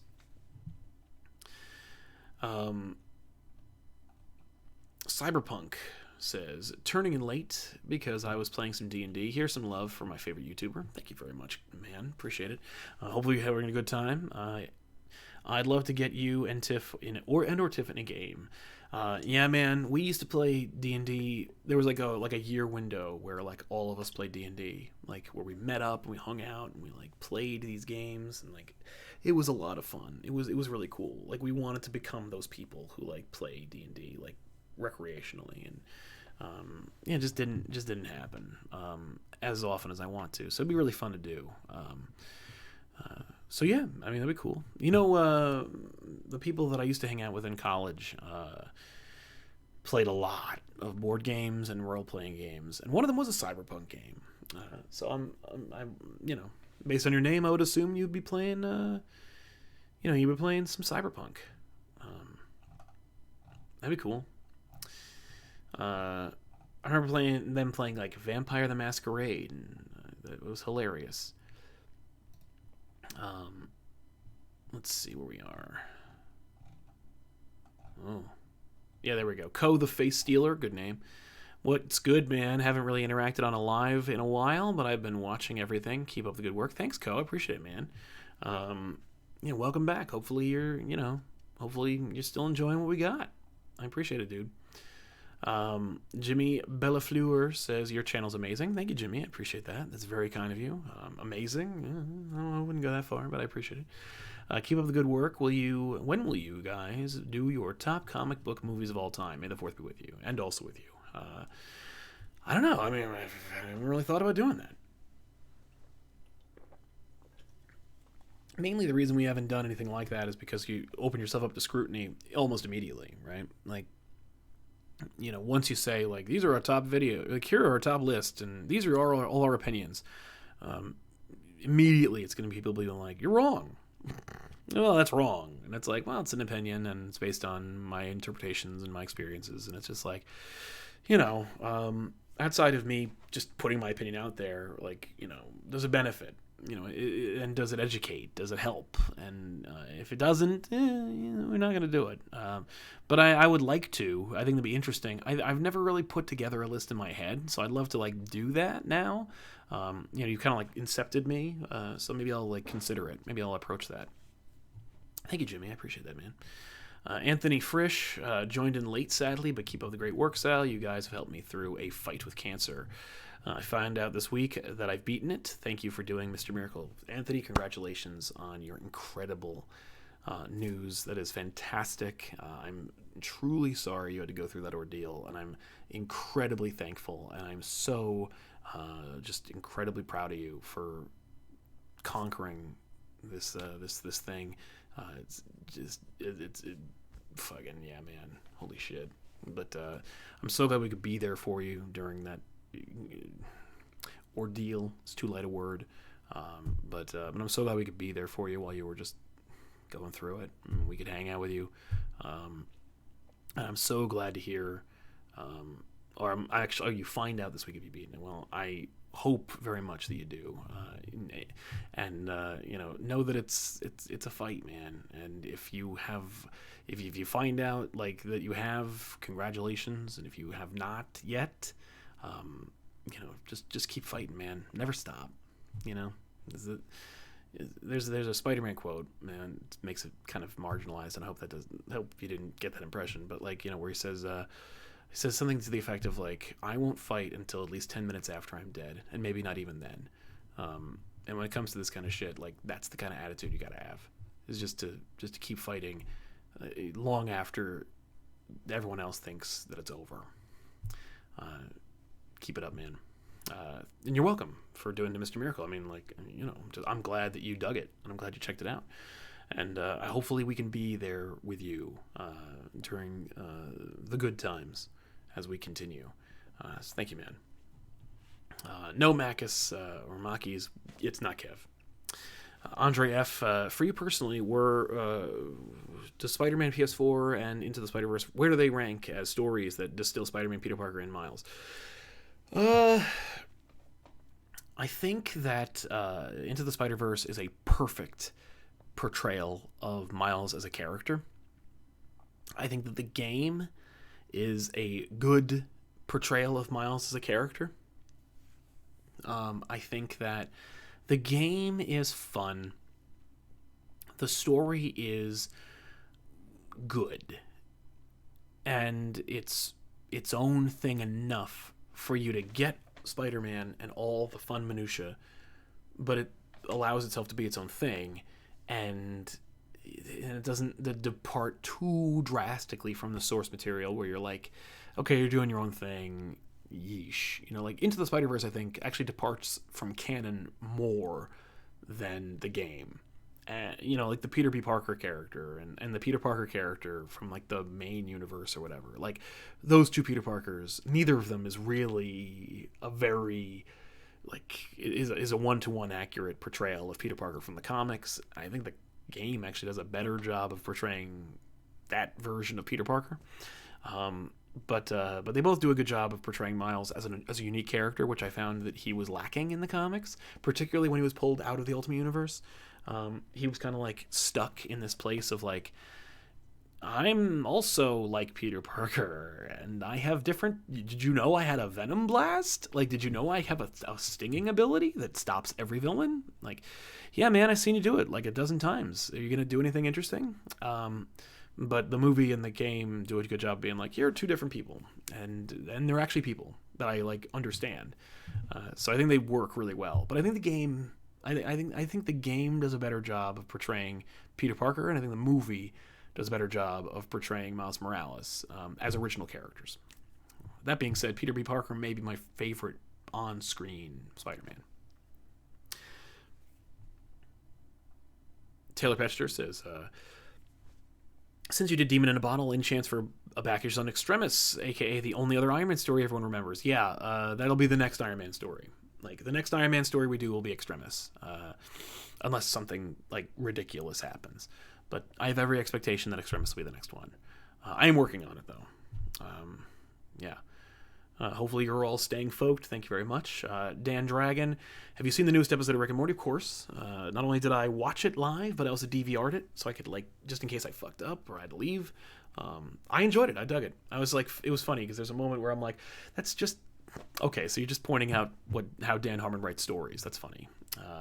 Dan Dragon, also, what are your thoughts on the episode? I dug it. Like I said, I thought it was very funny. I enjoyed it more than most of the first season, or first part of this season. I wish they would just do another interdimensional cable. If they're gonna do an interdimensional cable, like, just do that. Don't like try to be clever and like write something that's like, an anthology. It was like, it's trying a little too hard. But that being said, what it did was good. Like, they did a good job. It's funny, and good laughs per second, plus like interesting deconstruction of their approach to story. So yeah, that's how I feel. Hayden March, what's your opinion on Gleason and Otley Spider-Man? I would love that. I don't think we. I like Gleason's art more than Otley's. I wish that I liked Otley's more. Neither are my choices for that book. Joey Perdomo says, shout out to Tiffany for turning me on to so many amazing indie books over the years. It's literally 90% of what I read nowadays. That's great, man. I am thrilled to hear that, and I'm sure she would be as well.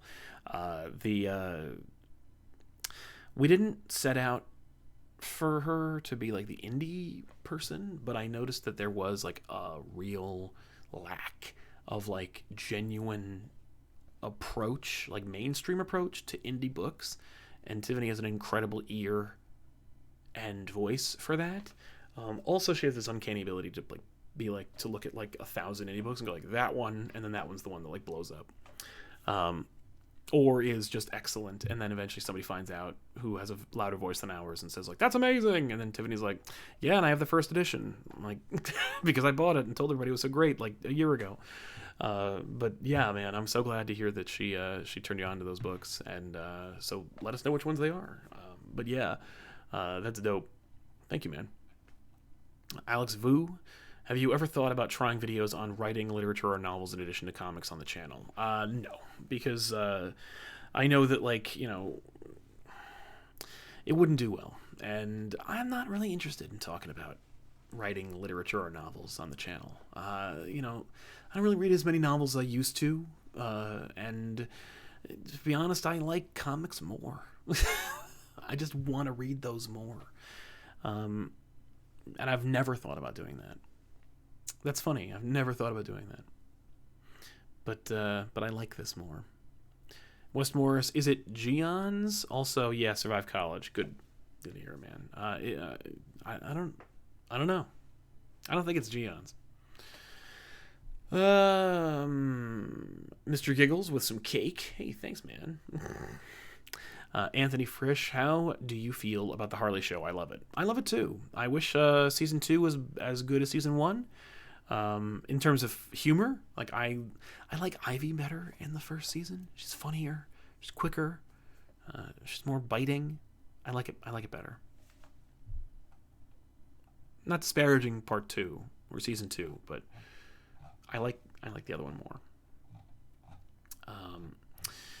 Gage Barnard says, any chance we can get more movie commentaries? I love the few you've done, and I know it's tough with the copyright stuff, but I really hope you can. I would like to as well.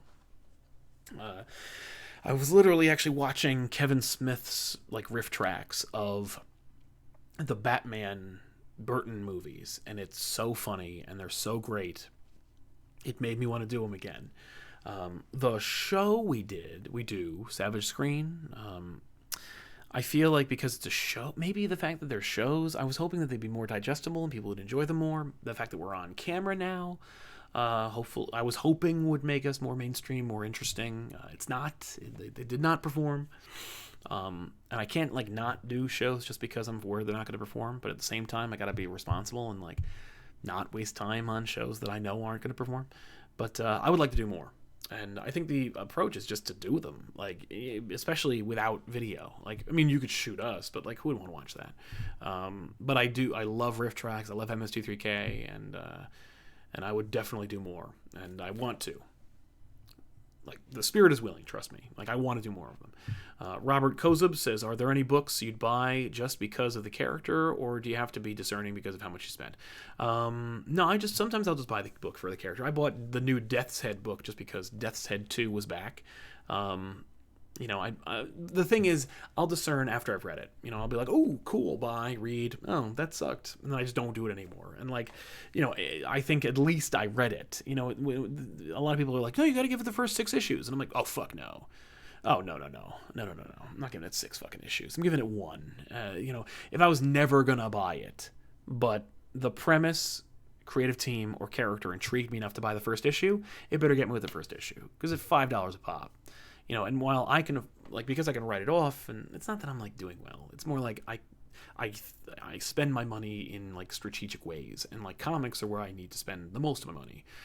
Because I believe in paying for them, and I believe in putting that money into this industry. So, I'll buy those books. And, I buy every book. But, I'll buy those books, even the ones that I'm like, oh, there's never a time when I'm thinking, oh, money's too tight for us to experiment. But I will, but only if I'm, interested or I'm excited about something or I'm intrigued. But only the first issue. After that, I'm like, if it's even like the Doom book. There's a new Doom series. First issue, I was like, this is not very good. Like, this is not very good. That's not Doctor Doom. He would never do that. That's not his voice. Like, I see what you're doing, and I like the premise, but like, this is not a very good book. Like, it's just, everything about it is pretty cool. The premise is interesting, and the art is pretty good, but the way in which the characters are portrayed and the dialogue they have is not good enough for me. So I just, after issue 2, I was like, I'm out. Like, issue 1, I was like, I don't think this is very good. Issue 2 proved my point, and so I was out. But, you know, and I know that, like, there are people who still read Doom who are like, this is amazing, and I'm like, all right, I'm good. I'm glad you're enjoying it. But, like, you know, that's as much discerning as I give. But it has to be, it goes through, like, a lot of thresholds, you know, like, does it have to, like, am I interested in any way? Then maybe I'll buy it. But if it loses me, then I'm out. Drew Torres, I love your channel, but GBU isn't a good show. Stretching single issues out doesn't work. Why not do more produced videos like the Spidey's Girlfriends? Well, for one, the Spidey's Girlfriends videos did great. If we did more of them, they would not, because we've done more of them and they don't.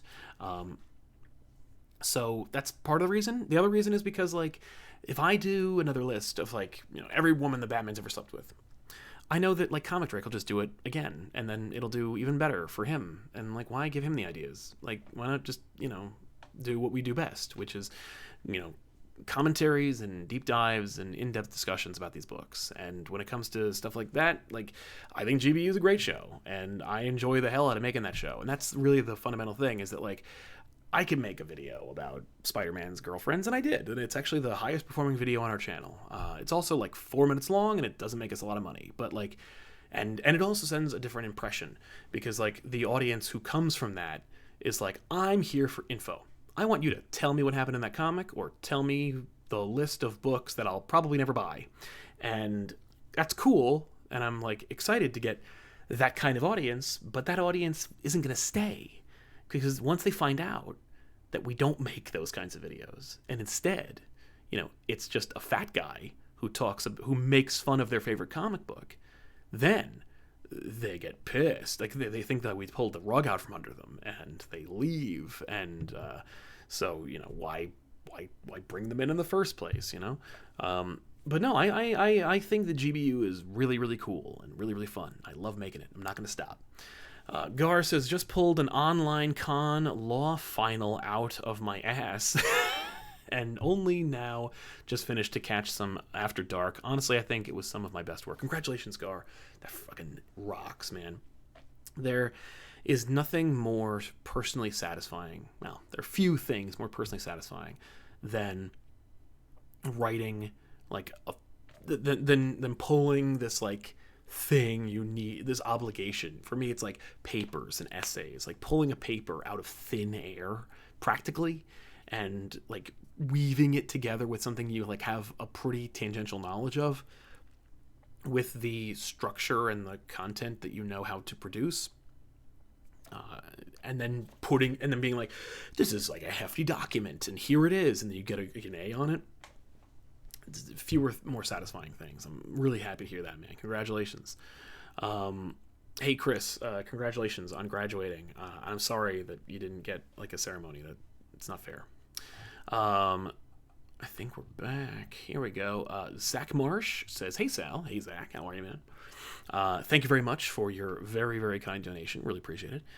Here's some extra cash. That is extra. I do appreciate it, man. Since I managed to catch this after a lecture, so I'm glad I could catch this again. I'm glad you could join us, man. Thank you very much. Things haven't been good this weekend, so I've been throwing myself at my work, but your content is a saving grace, so thank you again. Keep safe. You keep safe too, dude. The fact is, like,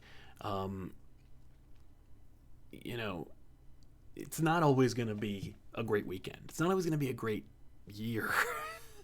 But if you pace yourself and you don't overload yourself, you will get through it.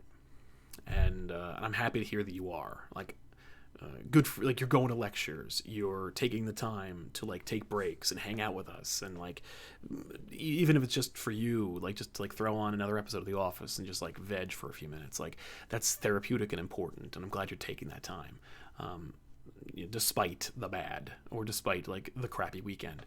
So like it's healthy for you to recognize it, acknowledge it, and then be productive about it. And sometimes being productive is just taking a minute. So thank you very much for your kindness, for your donation, and more importantly for sharing a little bit about yourself with us, man. You keep safe too. Stay safe. Kevin Kruger, GB is a great show. Keep it up. Trying, man. Thank you. I'm really excited. We were talking about doing, because we're getting to episode 50. We're actually going to reach episode 50 of that show, and in 2 more episodes. And we were talking about what to do next, and I was like, "Ooh, we'll do like I don't know, like 90s character debuts," and it was all just an excuse to do an Adam X the Extreme character book. And I read it, and it is so dense and ridiculous, and I was like, no one's gonna want to read this. So I scrapped the whole thing, and instead I was like, ooh, what about Reign of the Supermen? So I just grabbed the debuts, like those fun like die-cut covers, and I grabbed all 4, and I'm like, we'll probably skip one of these, because usually it's 3 books. So I'm like, but we'll do this, and it's a little more fun, and we'll see. But thank you. Dan Dragon says, do you have any plans for doing another manga episode? I know I have no idea on how well the last one did, but I hope it went well enough to do a sequel. It did actually quite well. It's not like we found a new audience and it like completely changed everything, or it was like the second highest episode of back issues. It did as well as any other episode, which is more than I was expecting, because like, it's a different genre. It's for Sailor Moon, it's like maybe a different concept, or demographic reach, but I was like thrilled with the idea. I was too in love with the idea of doing it to not do it. And the thing about it is, it was a risk, because manga has heavier scrutiny on YouTube from the owners of said properties. And so covering that is riskier, because with the mainstream comic book industry, and what I do is essentially, anytime I get this question, I just say, Comic Storian does very well, has a lot of subs, has a lot of views, they cover every book.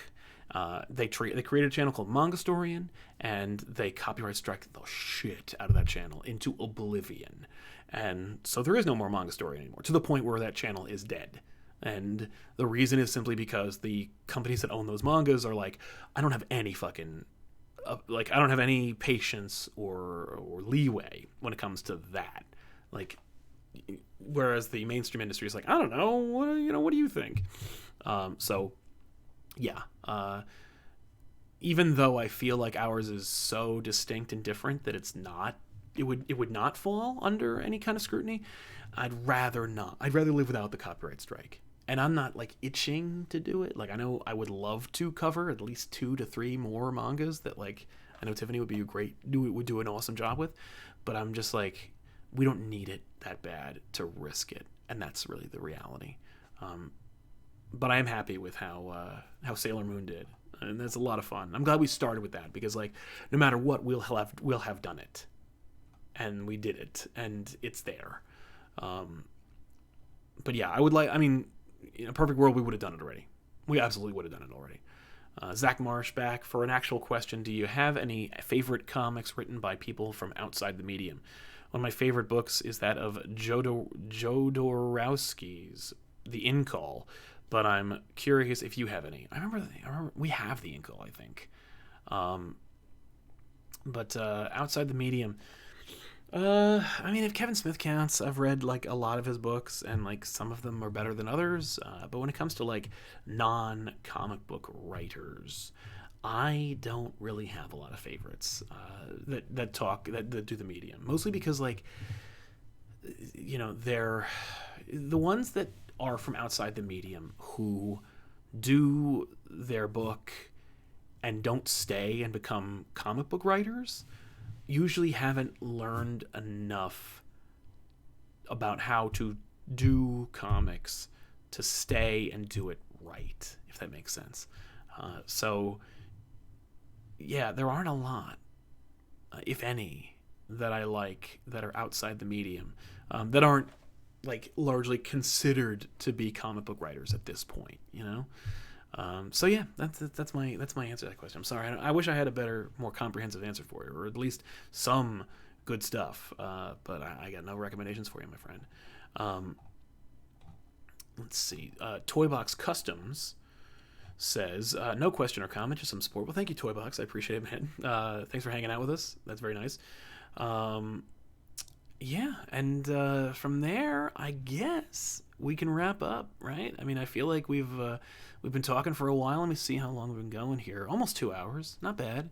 A little longer than a regular episode of Elseworlds or back, or no, not a little longer than an episode of Elseworlds or Off the Rack, but still a little more, little meatier stuff. And Mix Master 321 says, "Hey Sal, have you guys got plan on covering Secret Wars 2015, or are you keeping it in your back pocket for some announcement?" No, it's neither. Well, I've thought about doing it, and it's been on the list once or twice, but I keep replacing it. And the reason is because I think that you could do Secret Wars, but I'm worried that if we did do it, people would feel like it would, like, too many viewers would be like, you didn't really do it because you didn't talk about everything else Hickman did. Whereas you could absolutely contextualize Secret Wars into just the book. So I'm always like mentally dancing that line of like, do I risk the pushback on like the fact that we didn't do the Avengers, New Avengers, Time Runs Out, Fantastic Four, all that crap. It's not crap, but like, you know, all that stuff in preparation for Secret Wars, and just jumped into Secret Wars. So I don't know. I feel like I would like to. I feel like it would be a great episode. And on that front, it's so big, maybe it is something to like hang on to and keep in our back pocket. Because like, how many seminal books have we got left? We actually have a lot. But when it comes to like mainstream and relatively recent, you know, within the last 5 or 6 years, that could be something to definitely have. But I would just, you know, the fact is I'm not afraid of the future, and I'm not afraid of like running out, because I don't think we ever will. But so, you know, when it comes to that, we'll just do it, you know? Like, I mean, if I had known what the channel and back issues would be today when we started the show, I probably would have spaced out like Civil War, Secret Invasion, House of M, that kind of thing, because I would have loved to have done some of those episodes in today's format versus then. So, you know, but I don't know. The short answer is we'll do that, no question. The question is just when. Brendan Chapin helping us out. Thank you very much, Brendan. So yeah, outside of that, I mean, like, what I want to say is keep an eye out for more. Tomorrow we're going to drop an Elseworlds exchange. It's not going to be, I don't think it's going to be premiere. Maybe. I'll talk to Tiffany and see what she thinks is a good idea. But, you know, but it's an Elseworlds, it's an interview, it's a big one. It's a huge get for me. It's a personal, like, accomplishment that I'm very proud of. Logan, no, we don't own a comic shop.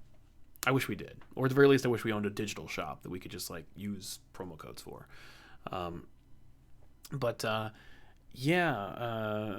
We got that coming out. We've got back issues, and I have a veritable like list of options. But I think we're gonna go with the one that's up on Patreon right now, just because it's not fair. I think we'll just release that. That'll be out. And we're gonna return to the live Elseworlds pretty soon, because I don't have any significant interviews lined up for a while. So yeah, I think we'll be back to the live show in a little while, like probably next week. King's Portugal says, "Don't have a lot of cash. Love you guys, dude. You don't, you know, no cash necessary to hang out with us and for doing the show. But I do appreciate it. Love you too, man. Thank you so much for hanging out and for your kindness. It's really, really cool of you. You don't ever, remember if you weren't here for the beginning, pay yourself first, and then whatever you got left over is what you got left over. All right, it's Chapin, like my friend. Right on." But yeah, by the way, before we go, I should mention a couple of things at the top. Just a little bit of house cleaning. Why not? Just to let you guys know what's going on the channel. There is a book club in our Discord, which, we got more super chats, so we'll get to you guys in just a second. We got a Discord, which you can find a link to in the description below this video. There's a book club section. They're reading Paper Girls Volume 1. The conversation will be on Sunday. Friday to Sunday. So between Friday and Sunday, you can chat about it and just read the first volume, and you can just jump in there and talk about it. I think Danielle has a link. If not, I will make one. But yeah, join the Discord. It's great ongoing conversation about everything. And you can look on the left. There's like a ton of categories. You want to talk about a Marvel event, a DC event, Marvel show, DC show, action figures, movies, video games. There's a whole bunch of things. And it costs nothing to join. So check that out. Of course, follow us on Instagram, instagram.com/ComicPOPofficial, or instagram.com/TheRealZoobs, which is Tiffany's. She just posted a fun May the 4th picture. And yeah. From there, we'll go into Sasha Vukovic's super chat. "Love your top 10 Bat stories video, top Rogue stories." Oh, man. Well, first of all, thank you very much. I'm really glad you dug that. It was a lot of fun to make, and it was funny. The more I got to, I'm like, oh, I can't do 10, and then I was like, oh, we'll just do all of them. And it's funny. That is a really solid. That's a fun video that also helps to get people to see the channel. Like I said, we could do a video that showcases the channel, and I think that's really what the trailer's for. But we could also. It does help. And that video, I think in particular, is a little bit more indicative because I'm on camera and there's a lot more opinion based in there, and it's a lot more long than the Spider-Man's Girlfriend's video. I'm very proud of that video. That's the only video that my parents ever told me they liked. They were like, it's really well done with that's the Spider-Man's Girlfriend's one. With music that represents the era and stuff. And I'm like, wow, you really watched the video. But it doesn't really represent what the channel is. But top Rogue stories, I don't really have a lot of Rogue stories. I mean, Rogue had her own series, and it wasn't great. I think Howard Mackey wrote that book. As not the world's biggest X-Men fan, it's more like I love the portrayal of Rogue from the cartoon, and I think that's the one that most people are familiar with. I really like Rogue's portrayal in Uncanny Avengers. Because she's at the forefront, she's a leader, she has the opportunity to be an ambassador and also a premier superhero. In a way, she kind of more organically becomes what Ms. Marvel / Carol Danvers was trying to become during that exact time. After Carol Danvers doesn't get invited to join the new Avengers, and then House of M happens, and she's the world's greatest superheroes. She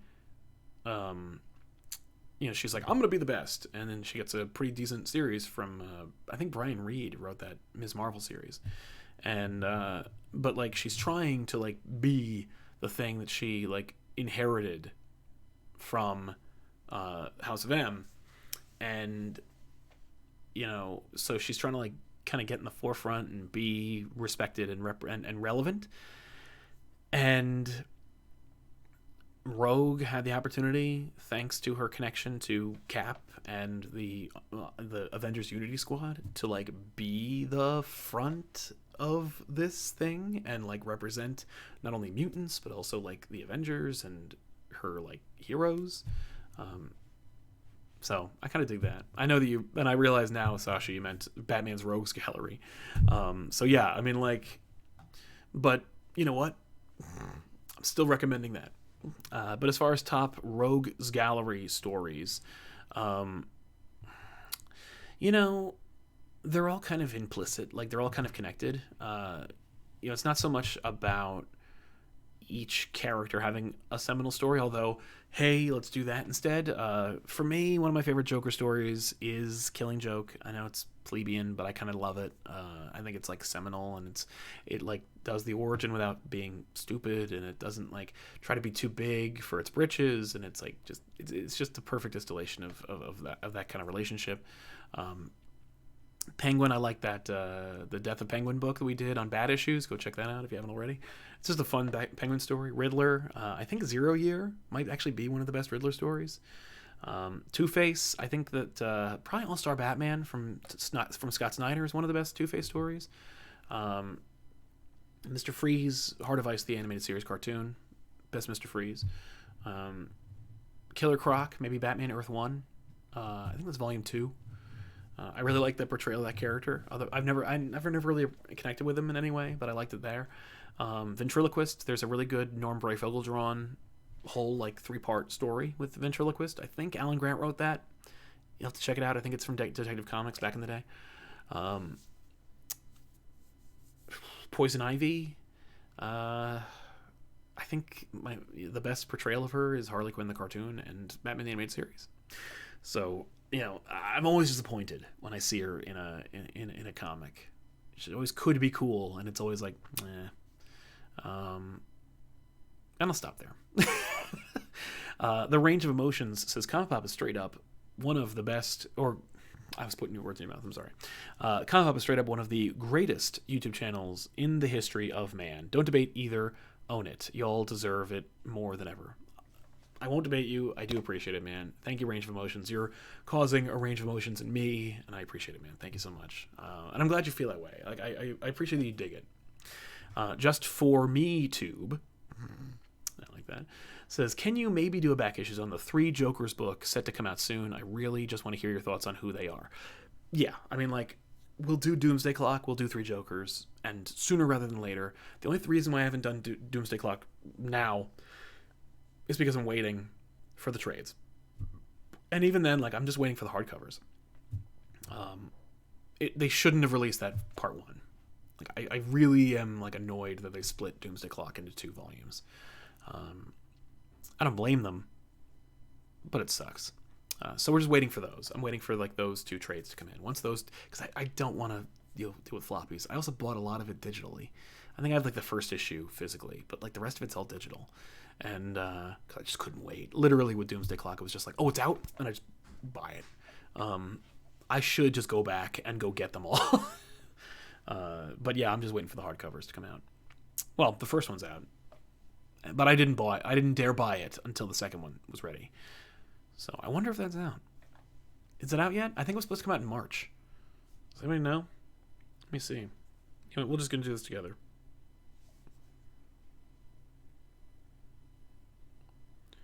Someday, damn you, Doomsday Clock, Volume 2. But yeah, the 3 Jokers will happen sooner rather than later. And Gage Barnard, I will say, yeah, pre-order June 16th. You don't bite me. That sucks. And the complete collection's in October. Ugh. So you won't even get it until the next year. But Gage Barnard, favorite back issues. I don't know, man. Like, there's so many that I like, and then there's a lot that I, like, really loved that I forgot about, or that, like, I don't remember. And then someone else will be like, I love this moment, and then I'll watch it, and then I just end up watching the whole episode. I don't like to do that, because I feel like, it's mostly me talking, and I hear myself talk all the time. I don't need that. But sometimes, like, there's a lot of, like, really fun stuff, like, that I don't even remember happening, and so it's like it's a new episode for me. Yeah, there are, like, I don't really have a favorite. It's I'm very proud of the new ones. Like, each new one we do is pretty great. But there are a couple that stand out. I mean, obviously, like, I really love the All-Star Batman one. I wish I could have been a little more seasoned. I wish we could have done that already. Like, I wish we could have done that newer. I really like how Batman Universe came out. There's some recent episodes that I'm very pleased with, that I'm like a big fan of. Um, I really like Infinity Crusade. That was fun.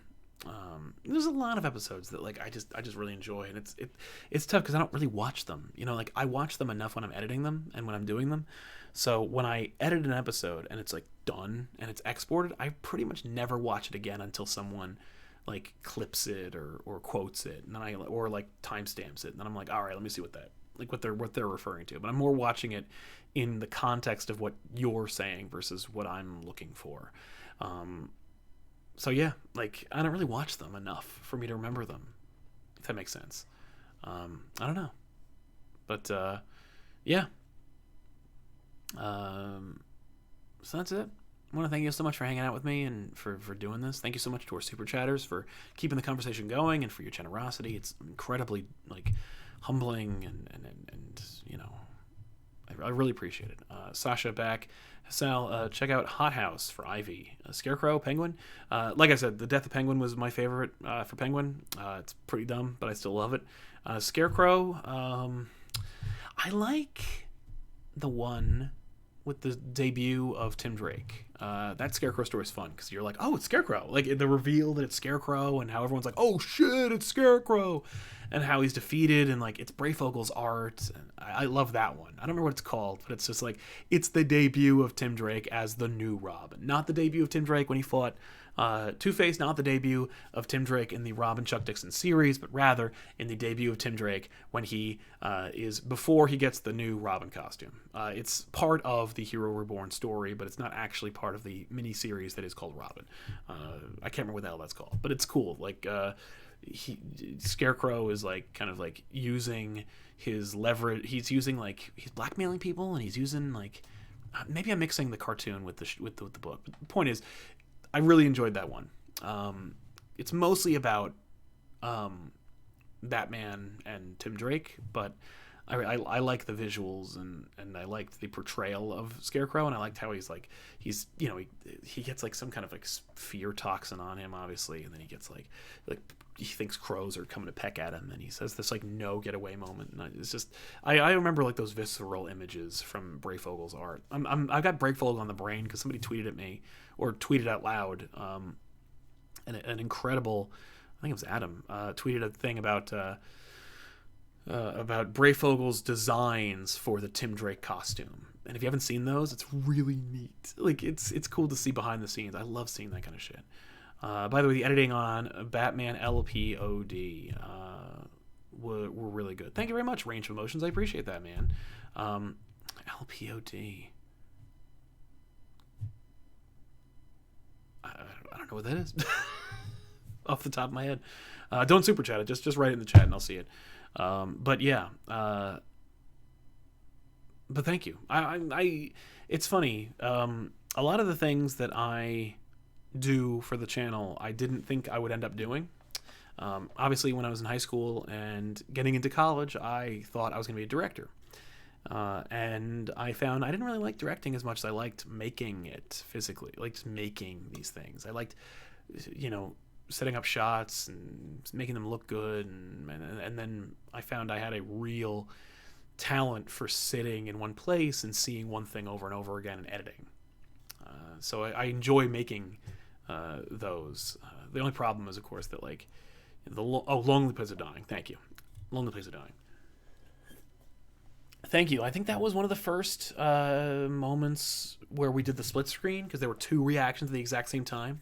I've done that twice now since then. And I was just like, and it's just learning the tricks and playing with things and seeing what other people are doing and being able to ape that off and use that and use that to inspire what I'm going to do next. A lot of fun. I love doing that. And I find that like, of course, the longer it is, the harder it is to get creative because like you have a deadline and you're looking at the same thing for like 3, 4, 5 hours, and it's like you don't want to think about it anymore. So you don't want to like screw things up or experiment too much because it's like I got to get this thing out. I got to get this episode done. Brian Rollins, thanks for all the great content. Doomsday Clock was boring though, so take your time with that. Thank you very much for digging it, man. I appreciate it. I loved Doomsday Clock, and I couldn't. I don't think it's boring. Like, I thought that it was like it was. It took its time, and that's of course like ironic to say because it was like so heavily delayed, and I think that if you read it all in one sitting, it probably is a lot less boring. I think, and I hope. Thanks, Sasha. But yeah, man, I'm looking forward to it, and trust me when I tell you, like, you know, you may think that the book was boring. The episode will not. The episode will not be boring. But yeah. So that's my 2 cents on that subject. But yeah, so from there, check out the Discord, check out the Instagram, check out the Twitter, Sal Says What, or The Real Zoobs. And of course, we'll figure out what we're going to do next, because, like, we're in a weird place. And normally I'd be, like, plugging where we're going to go next, like, where we're going to see you. And as we get closer to, like, you know, the end of spring into summer, you know, there were going to be cons and stuff. Like, East Coast Comic Con was going to be in June. Now it's not. And that sucks, 'cause I was really looking forward to going there. So hopefully we'll just have to produce stuff like this, where we can kind of create the con experience a little bit. We can hang out, and I can be like, hey, meet me here, as opposed to like going to a place and meet me there. But we will, you know, when we bounce back, we'll bounce back hard, and we're gonna go places and do stuff and meet up with you. But in the meantime, you know, this is the place to find us the most. Come here, subscribe, and get the bell for notifications, and we'll keep producing if you keep watching it. So as long as you stay with us, we'll keep making it. Do appreciate it. Thank you all so much, and you know, there's a lot more to come. So keep an eye out, and keep giving me your recommendations. Keep suggesting things. Keep messaging us, and keep the conversation going, because, like, you know, it's valuable, and I read them all. You know, like, I'm obsessive like that. But if you do want to keep this conversation going, by the way, I do recommend the Discord. I don't get any money from these people, but, like, it's free right now, so it's, you know, it's cool. But it's like, if you want to keep the chat going and you want to keep talking to each other, go to the Discord, because it's just an ongoing chat room. But otherwise, stay tuned tomorrow for Elseworlds, Wednesday for back issues. I think that's it. There'll be tangents that come out like Friday, Saturday, but then and then we'll just start the whole thing over again, and maybe we'll do another one of these in the near future. But oh, by the way, we do impromptu live streams. Like, I do, like, occasional, like, stuff like this, but through Instagram and Twitter. So if you follow those, if you have them, I mean, I'm not going to make you create an Instagram account just to friggin' watch me maybe do a live stream. But if you like these kinds of things, like where you just throw a question at me and then answer it, like, we'll probably do that. Like, you follow me on Instagram at ComicPOP Official, and I will do more live streams there. Like, I'm gonna do more, like, you know, usually I'm in the office and I'm done sorting comics or reading, and then I'm like, all right, well, I guess I'll just jump on. And I like doing them, and so if you want to hang out and do that, follow me there or Twitter, and I'll let you know. But otherwise, that's it. So thank you so much for hanging out. Hope you guys have a great night. Stay safe and take care of each other. And we'll see you guys next time. Thanks a lot for watching, everybody.